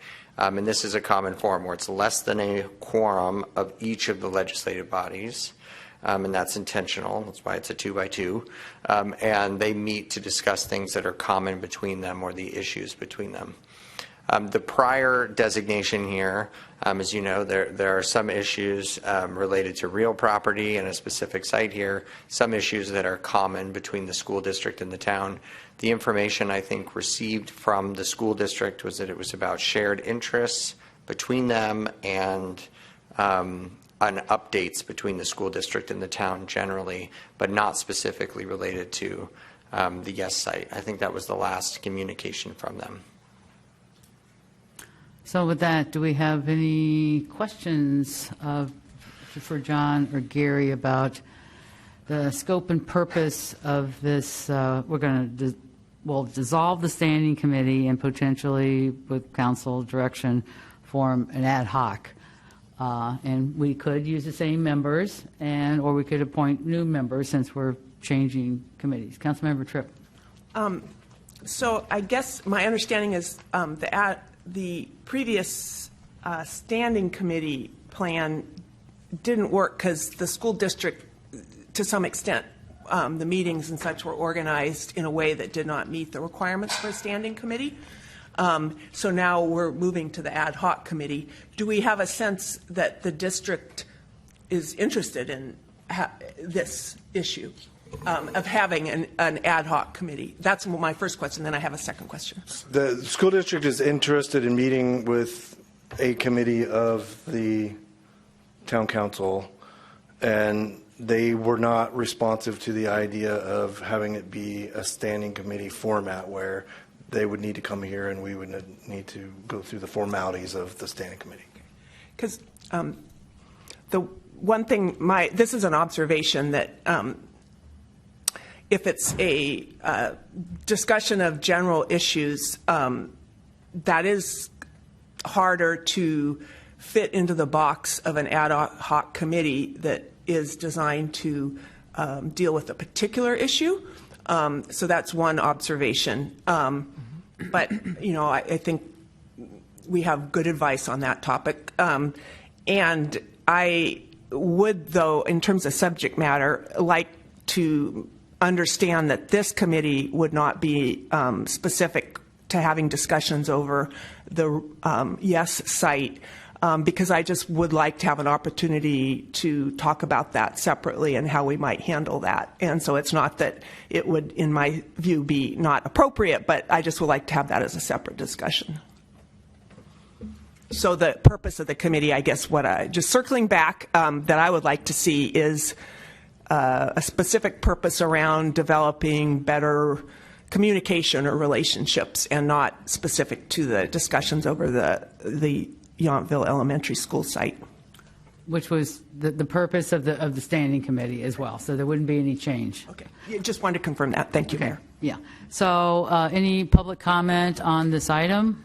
Seeing none. Okay, so can we do 1 minute action for both of the items? Well, we need to, first of all, we want to, let's just go back to the ad hoc. So we need to, or the Napa County action. So we need to approve a recommendation that the board has made for the alternate. And then we need to dissolve the standing committee and then make appointments to the ad hoc for the school. Can we do that all in one by a minute action saying what we're doing?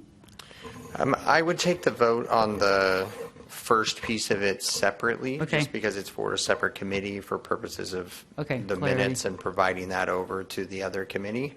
And then the Napa Valley Unified School District, I think, can be taken as one. Okay, so let's do that one first. We have a volunteer. Our Vice Mayor would like to volunteer, so would somebody just like to make a motion, and we could get a second to appoint Vice Mayor as the alternate to the Napa County Climate Action Committee? Okay, I would move approval of appointing Vice Mayor Eric Knight to the Climate Action Committee as an alternate. And I'll second that motion. Okay, we have a motion and a second. Gary, we're going to get, Eddie, we're going to get screens? Give me 1 second, Mayor. I'm trying Okay. to include it right now.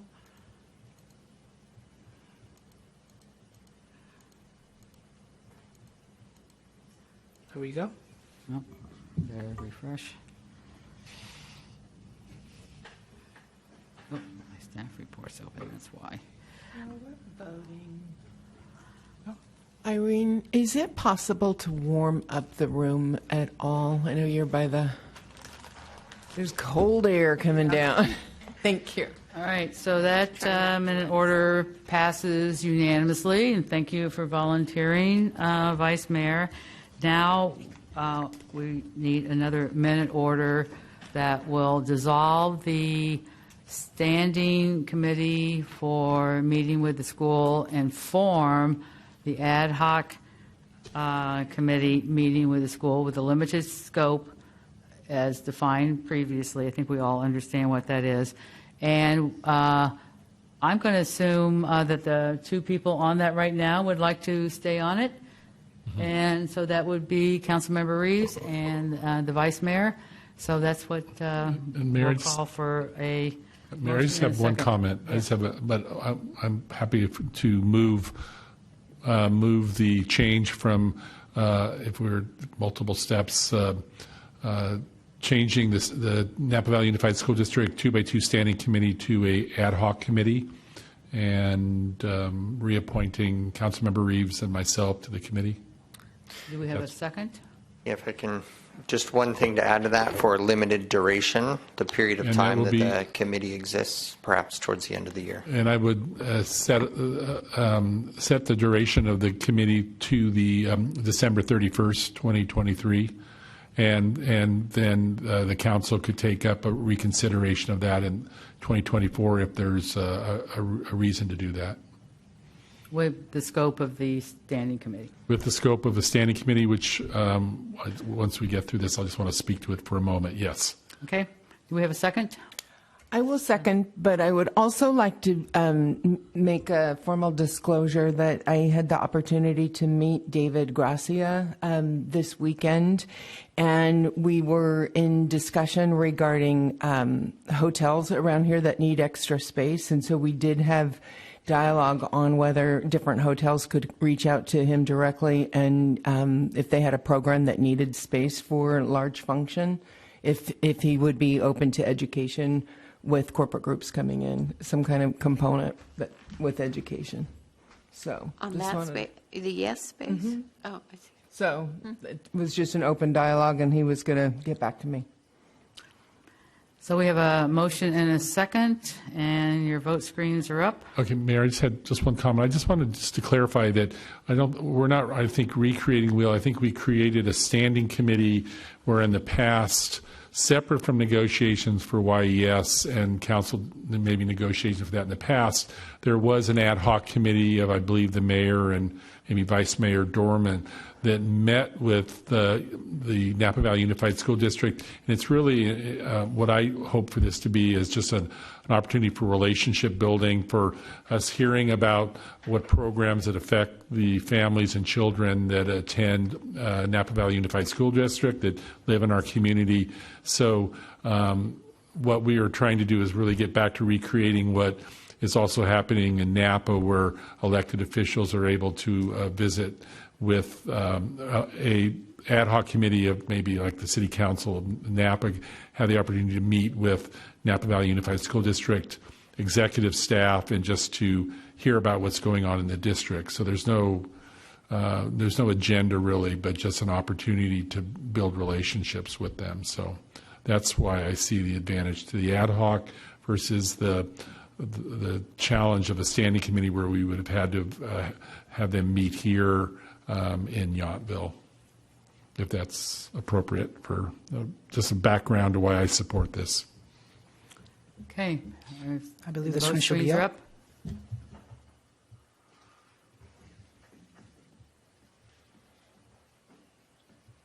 And And that passes unanimously. Thank you very much, everybody. And now we're going to go to item 10C. This is discussion and possible direction regarding benefits for council members. Thank you, Madam Mayor. I will take the lead on this one again, and with support of Town Attorney Gary Bell. So the purpose of item 10C is to get town council, to have a town council discussion and perhaps input on the benefits of which you may receive now per your current policy. Today's item will have that discussion, and then based on the direction that we receive, if there is a proposed change to your benefits, we would bring that back to the June 20th meeting as a proposed resolution to make the changes official. So at present, there's a couple items that we want to highlight that we've heard that you want to discuss or that have come up. The first one being health insurance coverage versus the in lieu fee. So at your present time, a council member may receive or waive insurance coverage for the council member themselves only. State law, it turns out, does not allow council members to receive the in lieu payment instead of insurance coverage, as is per the town employees. So councils are in a different category than town employees. State law does allow for council members who waive the insurance to receive reimbursement for their medical costs up to the $500 a month with proof of payment. This is not written into your current policy specifically, so it could become the policy at the direction of council. And as a reminder, council member benefits are limited to the maximum provided to the town's non-safety employees, and since we don't provide safety employees, it's in our case all of our employees. So the second item is coverage for a spouse or dependent. At present, the policy does not include coverage for a council's member, spouse, or partner or dependent. Today's discussion could direct a policy change to allow this coverage for one dependent per council member. And as a side note, based on the budget sessions and a unanimous direction by council to include numbers for such, the current budget does provide for this option if it becomes directed for by council. And then another reminder regarding the benefits policy, it applies to the cell phone and the wellness program. And so council members can't receive a direct payment for cell phone and wellness program. It has to be a reimbursement of their actual costs. So for our cell phone and the wellness program, you would need to submit paperwork to receive reimbursement for those benefits. And I'll defer to Gary to clarify.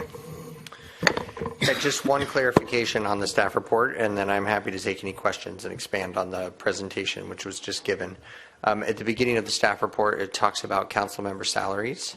State law does cap it at $300 plus up to 5% per year increase.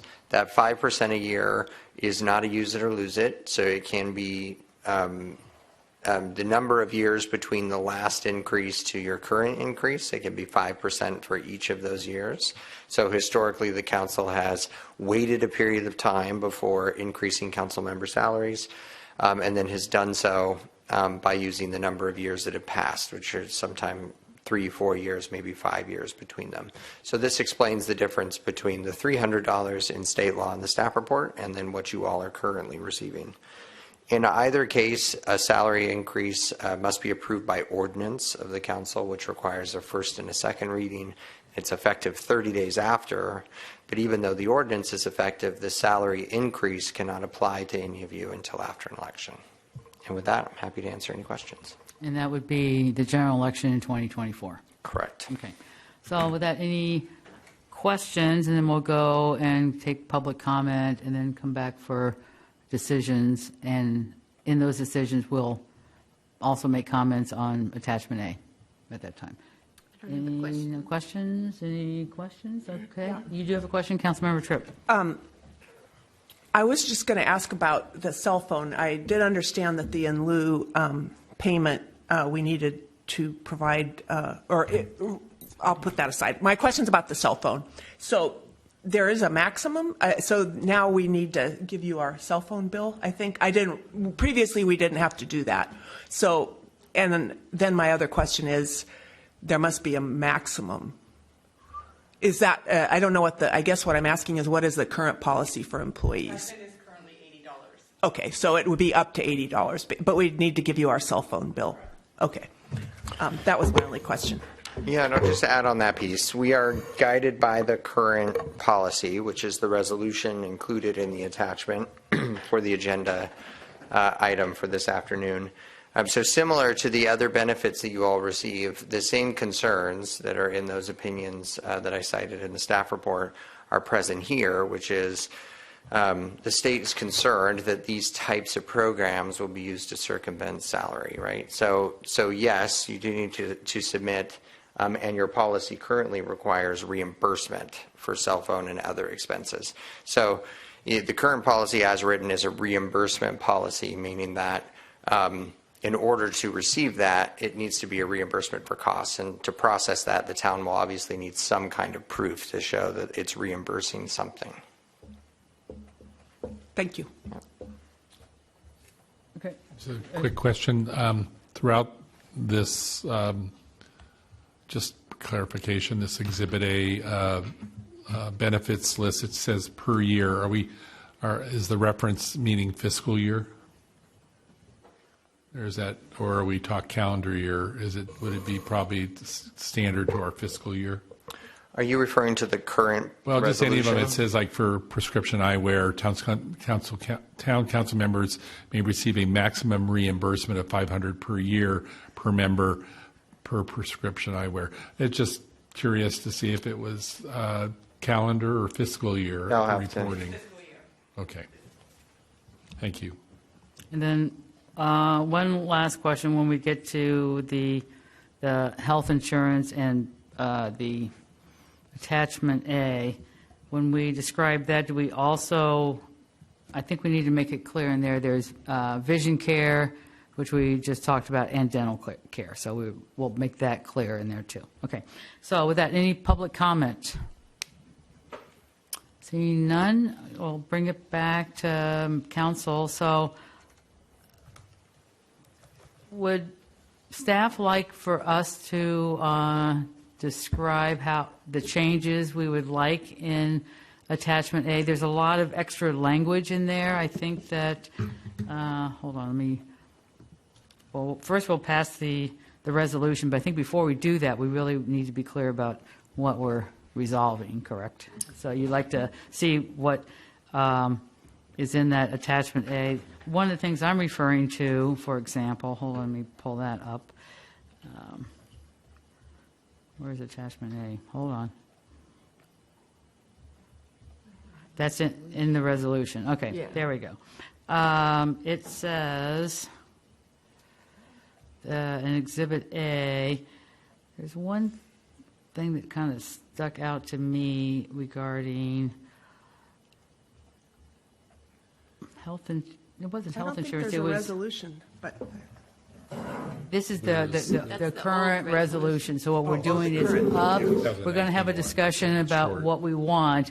Then this thank you. resolution will be updated with that information. Let's see. Oh yeah, here it is. And it's kind of a minor point. It's under life insurance. It says, if you have not reached the age of 65, the amount will be $25,000. If you have reached 65 but not 70, it's 67% of that amount. And then if you're 70 or more, it's also 67% of that amount. So, too.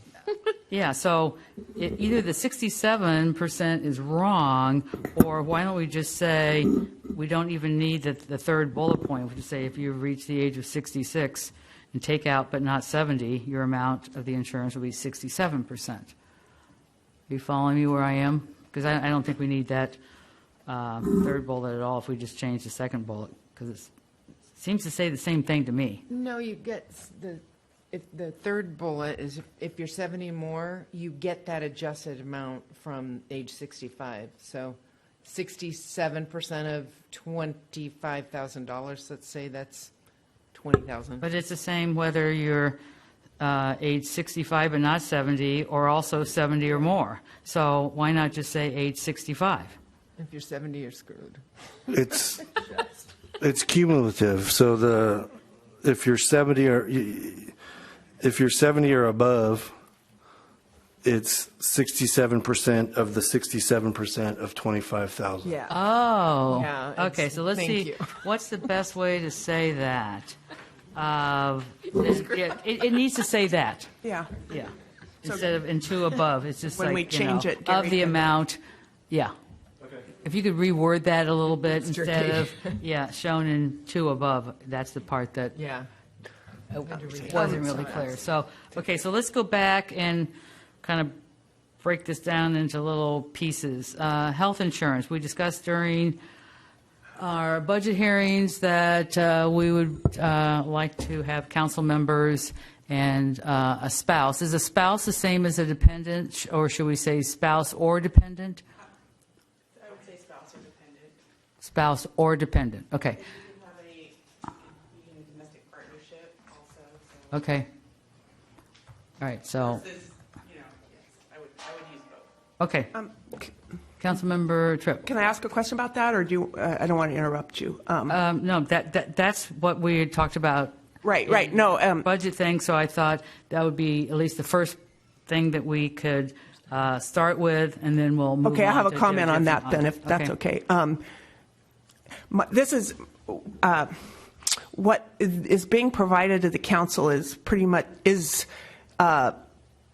less than or equal to, in general, what is provided to the town employees. So I just want to start from that perspective. The council's not getting anything special in terms of these benefits.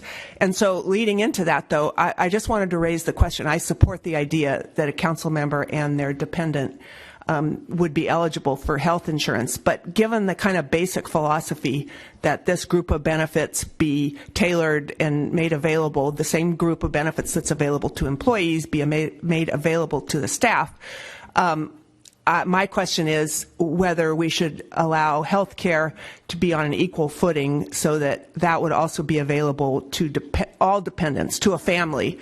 Right now, we don't have anybody on the council with a family situation. I can't say that for sure, but 3 or 4 kids or however.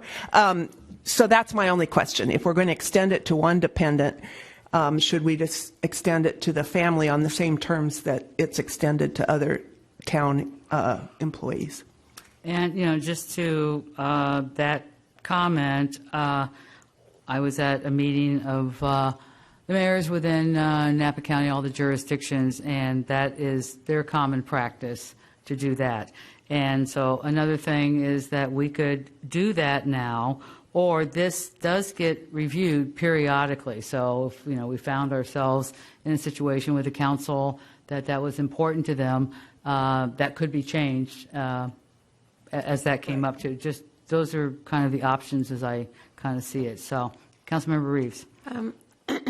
To leave it up to the next council person who actually has a family, I feel like that's, you're so busy learning the ropes, you don't actually know what your benefits are or what they could be. And you also don't know the temperature of other council members, whether it would be approved. So I feel like if we think it's a valuable thing and that it might encourage people who actually have families who are younger than the 70, 60% of whatever that is, it feels like we should take that step now for the future councils. I agree. I support that. I think we're going to make that one unanimous. So we'll check that off as something In we'll Mayor, get. in essence, what we're doing is just creating this, as an employee of the town, we're just supporting, keeping a consistent policy throughout for, there's other issues with having to do with reimbursement and things, but this has to do with just providing benefits to a council member if they choose council member and spouse or partner, or council member partner, and dependents, just like I assume is what's available. But we will also limit it to 2 dependents, just like staff, because that's what staff has right now. Is Is that right? correct? Oh, No. What you have, how it works is single family, I'm sorry, it's not on here.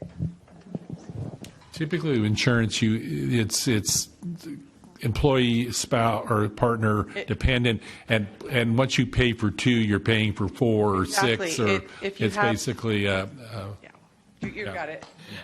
So we're just saying plus 2 or more is the standard health care package.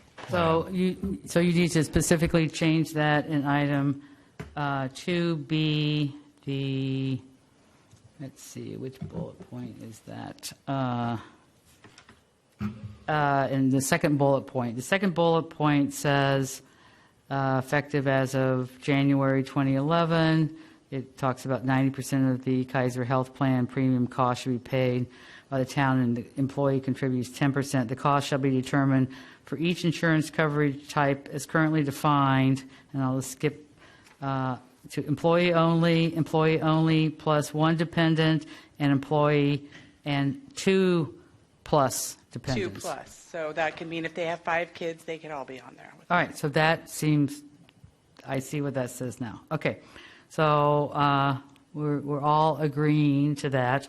Next, in lieu, if you do not take health insurance, we need to add that the council member will get the same as our staff, which is $500, but they need to show a receipt. Is that, do we need to put in a time period, annually or monthly? You'd rather have monthly in there for bookkeeping reasons? I'd like to make a comment on the monthly, and just a logistical. To show receipts in the exact amount of $500 for medical expenses, actual receipts, it varies, and it may be hard to do that in a timely way. So, for example, I have a lot of medical expenses that aren't covered by my current insurance, but they may come in one month at one amount and another month at another amount. So I just logistically, because you have a rule that it has to be within 30 days, we consider a submittal on an annual basis that would total the $500 a month times 12. I'm going to defer to Gary on that. Yeah. I don't know what the legal requirement would be. Yeah, it can be done monthly or at the end of the year, as long as the benefit is not greater than what's provided to employees. So if employees are being provided $500 a month, as long as the annual benefit was not greater than $500 per month, it would We be could do it at the end of the year. Yeah.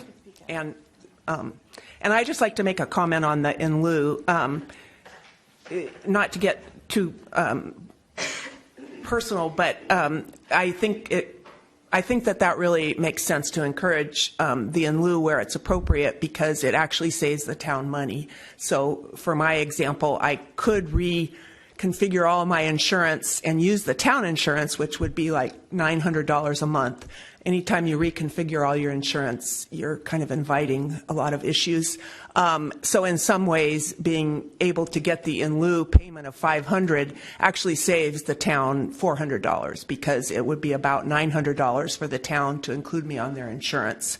So anytime you could do something that both benefits me and saves the town money, I feel like that's a win-win. So that's why I really support the making that in lieu available. It's the same amount that's available to town employees, the only difference being on the $500 a month we have to show actual expenses, whereas a town employee, and that makes sense to me, doesn't need to. So that's my comment on that. So are council members in agreement for adding the in lieu with receipts and defining when those receipts need to, what their limit is on an annual basis and when they need to be provided? Just one point of clarification. So when we talk in lieu, or what maybe in your staff report you talked about reimbursement for actual costs, to be consistent with the policy provided to town employees, is that reimbursement up to $500 for out-of-pocket, or could technically deductions from a employment plan be considered reimbursement? So if it's a deduction from from payroll, just trying to sure we're all on the same page. So Yeah, we'll need to look at that issue. I don't know the answer in the meeting right here. I haven't looked at that specifically. anyway, just a question to be sure we're Yeah. That would be mine, too. So let us look into that. That's a Okay, short answer. thank you. And just to clarify, the deduction is for health insurance, though, right? Yeah, it would Yeah, be, so it would be it's just- deductible you're for- paying it, you're just for a paying health- it. For a health Right. insurance plan, in my case, it's Kaiser. So it's in essence out-of-pocket expense, you know, Right. that's defined in my paycheck, so. Right, but right. So that's very similar to someone like me who just buys the health insurance on a monthly basis. That's all I wanted to clarify. Just a different reporting requirement. I just Right. want to be sure we were discussing all the possible options. That may be also there may be an employee that has benefits from another type of previous employment or military or something. So just to consider all the options. Thank you. Okay, and then on to the next item, you've got direction from council, correct? And you'll bring that back when we look at the next resolution. Cell phone and wellness actual costs. These, we need to add that, as well as, I think, whatever, it seems to make the most sense to me, whatever we do for receipts for the insurance, can we do that too on an annual basis? Say you buy a cell phone once a year or something, and then, but it can't exceed the 80 times 12? Or is that separate? Is that a monthly? Separate. It's for your bill. Yeah, so the question is your annual reimbursement for the cell phone specifically, or for the ongoing cost to have that cell phone? Yes, are they different? Well, the policy as it's currently written says reimbursement for phone costs, telephone. And so part of that question is how has the town administered that specifically in the past? But there is authority in state law to reimburse you all for your expenses in performing your duties as council members. And so your policy, I don't think specifies, as I read it, between a monthly bill and a cell phone expense. So, for example, say, the first of the year you go out and buy a cell phone with a plan, and it, can be reimbursed up to 80 times 12. Yes. Okay, so let's kind of spell that out so we're all clear, and future people, we all kind of know what we're talking about. And then do we have to, and then I think it's a little confusing in here too, in terms of the dental insurance is very clear, but, and let's see, where was the vision? Do you remember what section the vision was in? Keep jumping around. $500 Yeah, but what section is it in? 2F. 2F. May receive, so town council members may receive a maximum of this per family, per member for prescription eyewear. So does that mean if we go with, That isn't changing. That's how it has been. That particular benefit is the same. It's like there's no proposed changes for that unless you propose the changes. So all right, so is it the same if for a staff Yeah. who has a family, Yep. the family gets the 500? correct. Okay, so that's what the town council member receive a maximum of 500 per year per, I would probably put per council, I don't know, per member is Per what's, member of the council, or is it per member of your family? that's what I'm confused about, that per member. Can that be clarified? It's council member, so we can clarify that. For council member. Well, if a council member has, a spouse and two dependents, then it would be for the family. Correct. So, yeah. So Julie, employees, it's $500 per member of your family, or no, just For the one total- $500? One $500 for your entire family. Okay, that's what I thought, but I just wanted to be sure. Yeah, so up to, a maximum of $500, but we just need to make it spelled out. That's inclusive of whoever is Whoever in you your consider family. in your immediate family. So if there's a clearer way to put that instead of per member, just so it's, you can see it's a little. You can get multiple little pairs of confusing glasses up for here. It's like you're that. getting multiple pairs of glasses. Councilmember Like, Reeves. kind of you're saying, like you two kids, you're getting $1,500. No, So- no. So the premise is that most of our health plans, all of our health plans do include things like vision exams. Like I can speak for Kaiser myself. I can go and get a vision exam. That doesn't cost me any money. But if I wanted to buy my glasses there or contact lenses or anything eyewear related, I would have to pay out of pocket. And so that is what that $500 per family per year is for, to reimburse for those incidental things, anything related to your eyewear. Right. And if you had a health plan that did not cover your eye exams for some reason, then you would use that $500. You could use that $500 for that as well. Right, so the maximum you're going to get, whether you're single or, a family with lots of dependents, is $500. So as long as that's clear, we can move on. I think that's any other things that other council members would like to change, and I'm specifically just kind of going through the benefits section here, which is in Exhibit A. We're all good? Okay. I'm not sure if I took public comment. Any public comment on our discussion? I believe you did. I did, okay. Thank you. All right.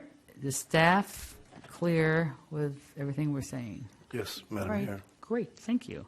All right, with that, what would you like us to do? Because this is an old resolution. Right now, we don't really do anything. We're just giving you direction. Correct. You're going to bring back a new resolution. At that time, we will make the motion to approve. Correct. Clear? Mayor, are we going to also discuss whether or not the salary increase goes now or in another time? We're going to do that later because the earliest that we could get it, and it can be retroactive per year that it wasn't given, but the soonest that we can, any council member can get that is after the general election in 2024. So we have time.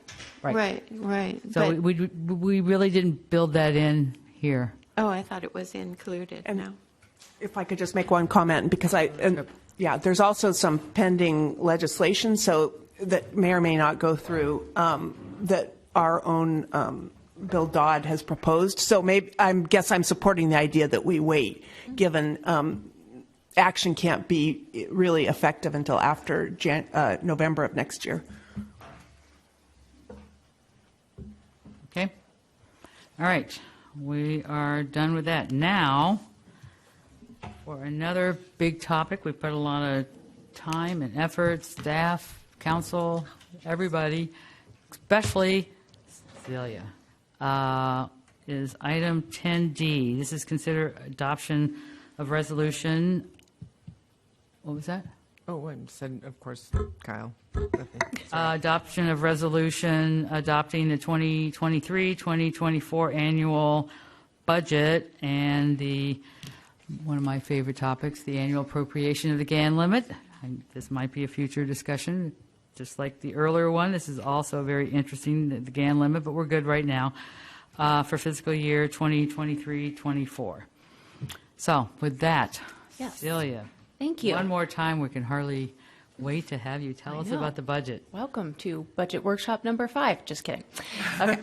So, good evening, Mayor and Town Council. So here we are in June already, presenting the proposed fiscal year 23-24 budget for the Town Council to consider adopting for the upcoming fiscal year. So it's always nice to reflect on the process a bit, to honor all the hard work and collaboration between Town Council and town staff, including Kyle, that helps us get to this point. So budget development really started back in December when Finance created the budget memo and calendar. At that point, departments started thinking about the upcoming fiscal year and what kind of activities and priorities they will need to budget for based on community need and/or town council direction. In January, Finance provided support to departments as staff began entering preliminary numbers into our budgeting software and updating department narratives.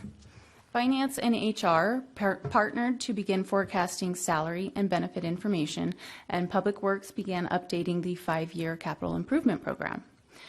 At the first council meeting in February, Finance staff presented the budget parameters report to the Town Council to outline key revenues and major expenditures that are expected in the upcoming fiscal year. In March and April, staff gathered more data and information that helped to fine-tune the proposed revenue and expenditures, and departments also met with the town manager to review narratives and numbers. Finance then took that feedback from the town manager meetings to make any necessary adjustments in order to begin creating the materials for the May budget workshops. On April 18th, staff presented the town council with an update on budget development process and how numbers had been refined since the budget parameters report in February.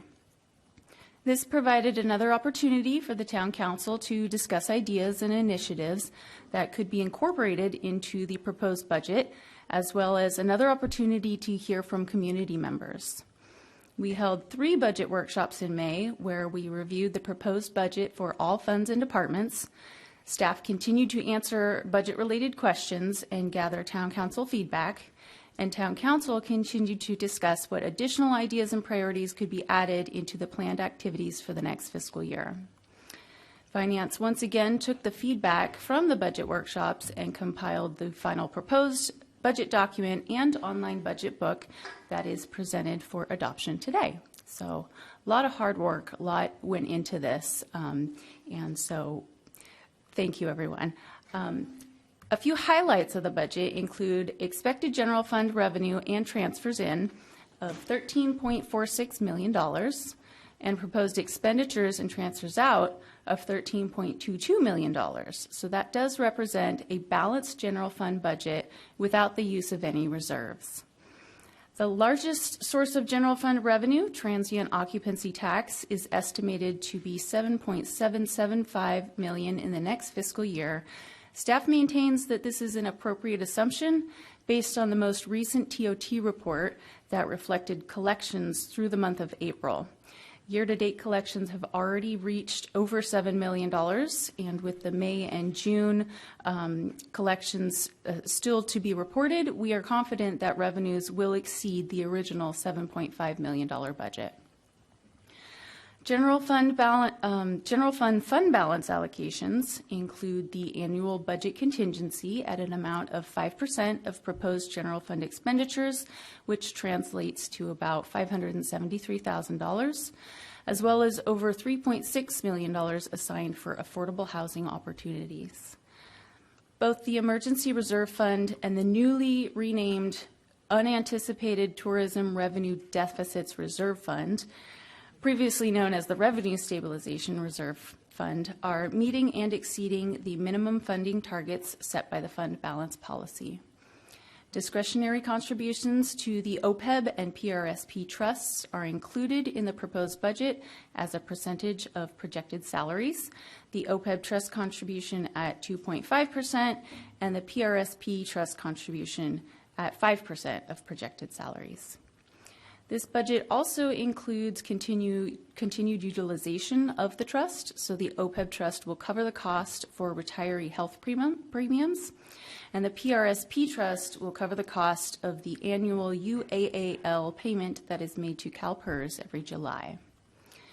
The proposed budget accommodates a 4.6% COLA for the town's 34 full-time employees per the current MOUs and assumes an increase of 7% for medical benefits. The revenue projections for water and wastewater enterprise funds include the January 2024 adjustment for year 2 of the 5-year utility rate cycle, which we hope will start to close that gap caused by expenditures being higher than revenues, especially in the water operating fund. The capital projects funds include quite a few projects, such as the treatment plant building modifications project, the completion of the emergency recycled water transmission main repair, the purchase of a new Vector truck, replacing older fleet vehicles with electric vehicles, the Vineyard Park Enhancement Project, the Washington Street Parking Lot Beautification Project, and the initiation of a utility undergrounding project. The total cost for all proposed capital projects is $8.28 million, and staff continues to pursue state and federal grant funding to help cover some of these costs. A few other important additions to the proposed budget based on town council initiatives are funding for some open house or meet and greet events with town staff, a $50,000 allocation for small project grants, and $150,000 to put a shade structure at Yountville Park, which will be nice. So again, staff would like to thank the town council for all the direction and feedback throughout the budget development process. Also a thank you to prior town manager Steve Rogers and interim town manager John Ferns for their leadership and guidance, as well as a thank you to the community, the members of the community that were able to join the budget workshop and help us arrive at this comprehensive budget and financial plan for next fiscal year. So we are happy to answer any remaining questions that the town council may have at this time. Thank you very much. I'm just going to thank you for getting us going in our very first council meeting. Again, it's kind of a milestone meeting tonight. A new council, we're hiring a town manager, we're passing our first budget, all with a lot of great help from our staff getting us to this point. So with that said, any questions on this? So if the public doesn't hear a lot of questions, it's because we have spent many, many hours working through this. But I'm sure there might still be some questions. Any to my left? No questions here. Councilmember Tripp. Okay. Councilmember Tripp is passing. Vice Mayor. I would just like to add my thanks to Celia and Kyle and John and the entire staff. It was a really good process, and somebody described to me this, when you get on the council, it's like a car, and you're not sure how it works, but you lift up the hood, and then you spend all this time, and I sort of feel like that's what's happened here. And fortunately, when you lift up the hood, which isn't unexpected, but it is a well-oiled machine, and also, but a really good process, because I thought we did hear a lot of interesting ideas from the council that were incorporated. So I'm really appreciative of that. Thank you. Vice Mayor, any questions? No questions. Just a big thank you to the Finance Department, to Director King, and to Kyle, to all the senior staff in the town that helped put together, provided as a part of the whole process, provided information on their departments. And this has been a pleasure to go through this process. I mean, this is the 11th budget I've gone through in 3 terms on this council, and this is by far the most understandable, with the advent of OpenGov and technology to be able to access on a well-designed web page, opportunity to really sit down and understand where the town, not only where our revenues come from, but how we expend the revenues. It's just been a great process. Thank you for all your hard work.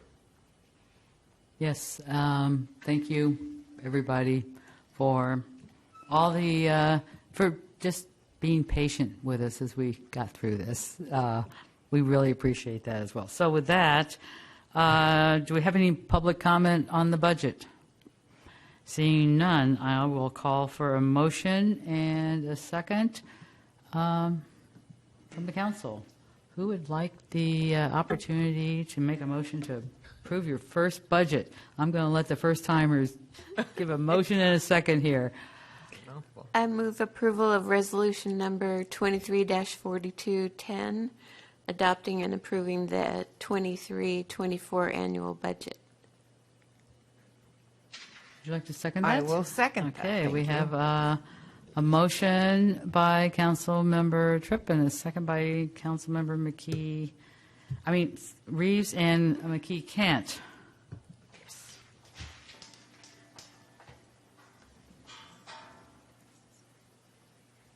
Councilmember Tripp, do you get the screen? I'm sorry. Going down our list. One Okay. more question. So the council has approved our 2023, 2024 budget, and so this starts in the fiscal year July 1. So good. We did it with a month in advance. So again, not quite the 11th hour. So thank you very much. Thank you. Everybody involved. All right, now we are moving on to an informational staff report. I think Kyle's going to walk us through, now that we have a budget, the OpenGov online budget book demonstration. So,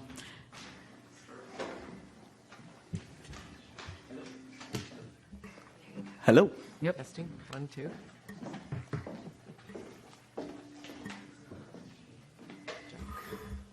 Well, good evening, Mayor and Town Council. Even though it's 5:25, I'm still very excited to show the proposed fiscal year 23-24 budget. So, actually, let me back up here. So, anybody who visits our town website, this is what the new website looks like. And if you scroll down a little bit, there's a nice budget button here, and that's going to send you to our town budget page. So, right now, of course, we still have our current fiscal year 22-23 budget up there. And we have this nice link we added for the proposed for next fiscal year's budget. As of July 1st, this whole page is just going to be the fiscal year 23-24 budget. So we'll make that change in a few weeks here. And this is what it will look like. So a couple things is there are 3 primary ways that you'll be able to view the budget. Number 1, you can view it by table of contents, which is my personal favorite. And then you can also view just a PDF document as if it was a book, but just the PDF document. And this link will be live once we finalize the PDF. And then you can also view it by kind of category. I know it's very small to see here. Let me see if I can zoom in just a little bit. So just by category, so budget introduction overview, public works, parks and rec, planning, building, additional information. So you can look at it that way as well. Also on the home landing page here, you'll see links to our PDF presentations for the budget workshops. So you can kind of, if you ever want to go down memory lane to check out those budget workshops, you can check them out there. And then also prior year budget documents are all listed here. So those are the actual full-on documents. So there's a lot of good links here on the landing page. But let me go through some examples. So if you look at the table of contents, so this is what it'll look like here. Let me make sure I'm not missing anything. Yeah, so actually I want to spend a little bit of time, more than I normally do, on the budget overview section. I usually kind of jump straight to the department pages because those are great, but there's a ton of information here in the budget overview section. So just to kind of show you some examples here, fiscal year 23-24 strategic plan, critical success factors summaries. So this is a nice page that kind of details the overall town strategic planning framework. And then we split it up by each of the individual elements of the framework, and then each department has inputted some information of how, what their goal is for this fiscal year 23-24, and how they're going to help attain these goals. So if you scroll down, you'll see kind of a mix of all departments and what they have shared with what they're going to do. So I like this as if you're kind of curious about how the departments look at that individually. And then also there's this revenue and expenditure 3-year history by category. And what this does is we take our current fiscal year estimated amounts and our next fiscal year budgeted amounts, and then we come up with a estimated ending fund balance for the end of next fiscal year. And we split this out by, we kind of group a lot of our funds. So here's the general fund, and then we group multiple of our capital projects funds here. So again, here's the estimated kind of revenue and transfers in, and then the estimated financial uses, and then this is how we think the fiscal year will end. And then we do the same thing, carrying that over into next fiscal year, how we think next year's budget, next year will end as well. And then we do the same for the water funds, wastewater funds, special revenue funds, and debt service funds. So this is a nice overall snapshot, grouping together all of our funds in the different type of funds that they belong to. So that's another good resource there too. And our total expenditure budget summary. This just has a lot of great information. It's a lot of the same information presented in different ways, but I think it's helpful.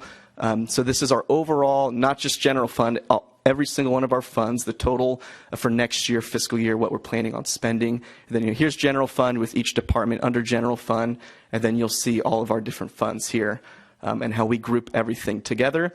And then here it is in table format, in pie graph format, and then a nice picture of Vandeleur Park there. And then total expenditures detailed by fund. So this is now kind of detailing out each individual fund a little bit more.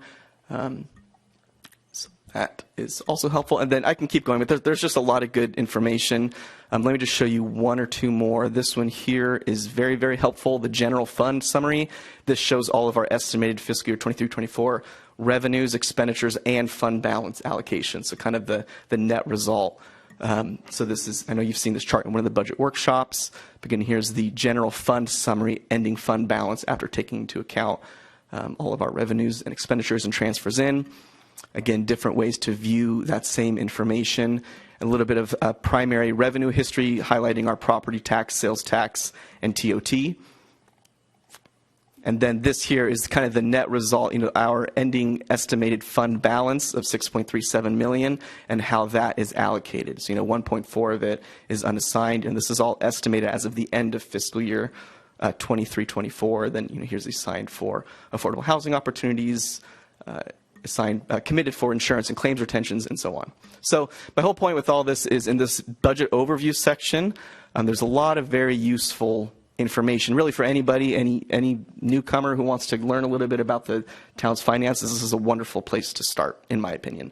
And then some of the other pages, organizational information. This is a lot to do with the town's personnel, the different allocations across all the different town departments, salary, benefits, costs. So that kind of summarizes this whole area. Monthly salary schedules, and then the town fiscal policies.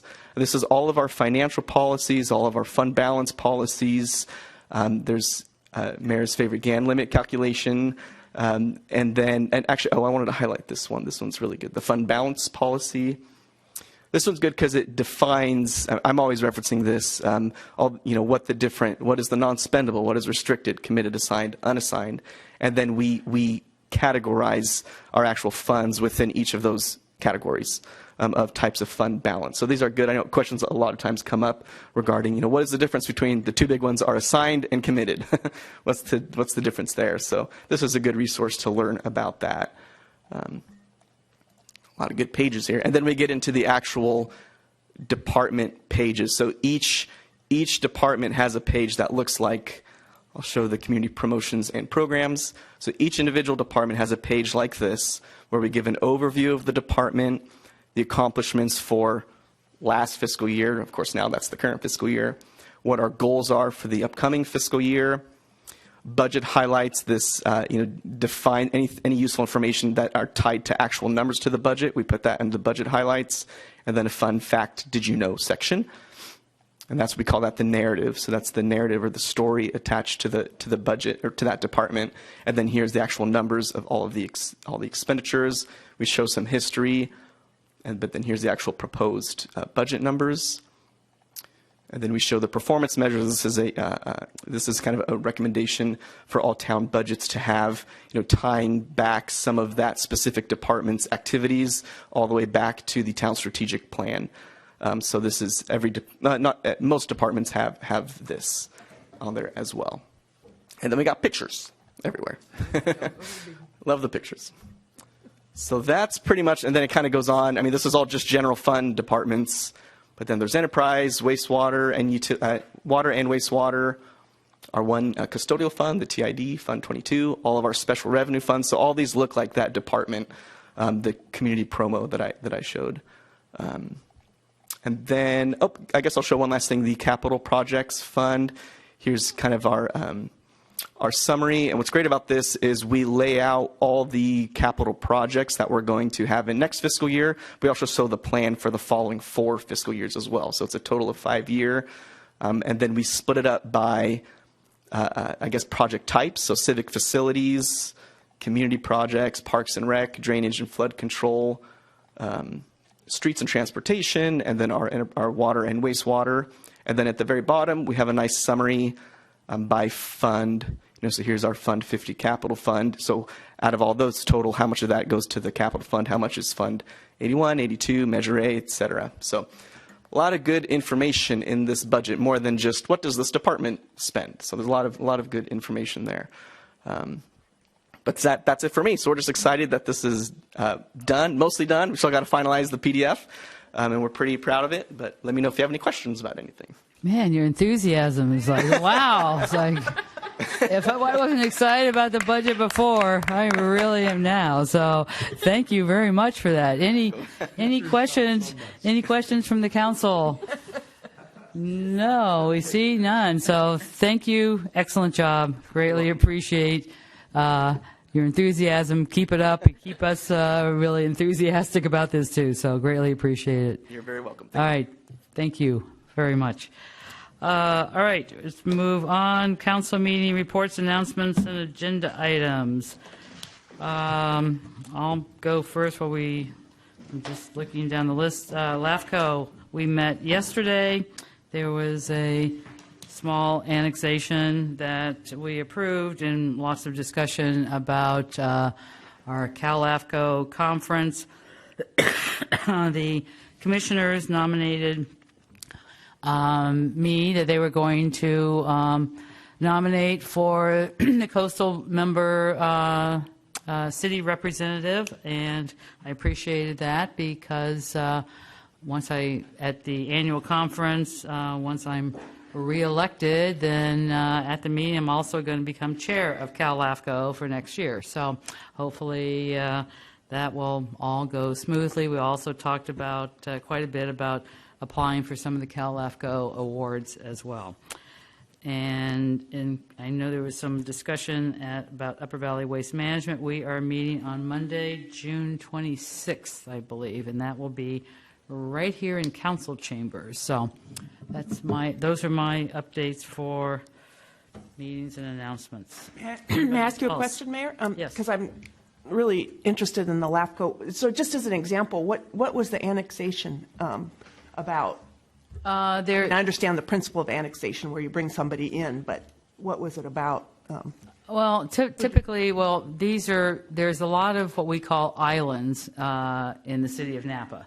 Islands are kind of old vestiges of, Napa kind of growing up and Napa Sanitation District and things like that. So one of the islands, a portion of that, wanted to be hooked up to Napa Sanitation District. And so that is an annexation. We have to allow that. And who asks for that? Is it the district who asks, the sanitation district that comes to you, or is it the island?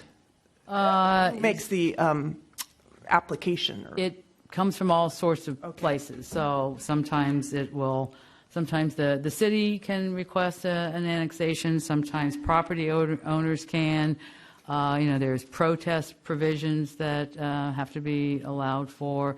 Sometimes they're annexing, like a section of the county will be annexing to the city of Napa. They can annex to lots of different special districts. We can also de-annex a lot of areas. One of the things, even some of the school had a site that had a farm, and they were de-annexing that and then having property that they were going to acquire closer to the school. So it comes in so many different sizes and shapes and forms. Thank you. Mm-hmm. Any other meetings anybody attended on our list? Mayor, just the one, I think it's been since our last meeting, but I'm not sure if we reported last time about the Napa Valley Transportation Authority, our retreat, where the discussion really was coming out of COVID, how to develop programs to improve ridership, to address issues with finding staff to actually drive buses so that maybe it will be possible to expand riderships and routes again. There's greater issues also in the greater Bay Area with, funding for programs like BART and things like that. That will be a challenge for different transportation agencies in the future. But there was elected officials and a larger group of people that attended there, and we discussed opportunities for public education and also maybe revising some of our routes to help improve ridership. And Yountville's ridership is coming back as well. So it was a good meeting. But we're still significantly down to Right. Generally, 40% or right. more. So. But as you look it over at some of them, there's some ridership coming back. Some because in the city of Napa, a lot of the routes were shut down because of the difficulty of finding drivers and things like that. They're starting to build up their program, but ridership is down. But there's some hope that people are returning to use public transit. As we come out of COVID and we're able to provide more routes for residents to use public transportation. Vice Mayor Knight, I watched most of that meeting, and one of the things that was glaringly obvious is that none of those routes will come back, and several things are missing because we need more state investment in transit because of COVID and all of the declines in ridership. And it's like a two-headed beast. In order to get the routes, you have to have more money for operations, and in order to get more money you need the ridership. So it feels like so much depends on whether our jurisdictions can appeal to the state for more support. I think a lot of regions, communities are in that, are challenged by that, like larger public transportation like BART and things like that, is that either at some point the state has to look at public transit, see its value, and either help by making investments in public transit so that we can address issues of the amount of traffic we have on our highways and how it would help reduce climate impacts if we actually were using more public transit. So it's a long-term, I think, investment in the communities and the state to invest in public transit that people can use and use well. So, And the vast majority, by far, of all the funds really come from the state and the federal government. And if we don't get some of those, it's certainly a possibility that we might have to, all the jurisdictions actually increase what we contribute to what we call the fare box, which isn't a lot, but money might have to come from that too for some of these items. Any other council meetings? We did the Climate Action Committee, and that was on the 26th of May. It started off with lots of accolades for the Climate Action Summit. It was very successful and well attended, and lots of great ideas distributed. So that was a success that the Climate Action Committee was hopeful would continue. But one of the things that we did go over was priorities for upcoming year. And one of the things that I found really interesting is that in order to make this switch from fossil fuel to electric vehicles, they estimate that Napa County needs 2,000 more charging stations, and that municipalities should be thinking about that in our budgets, about how to access money to put those in, and whether or not the community wants to support more charging stations in our own budget.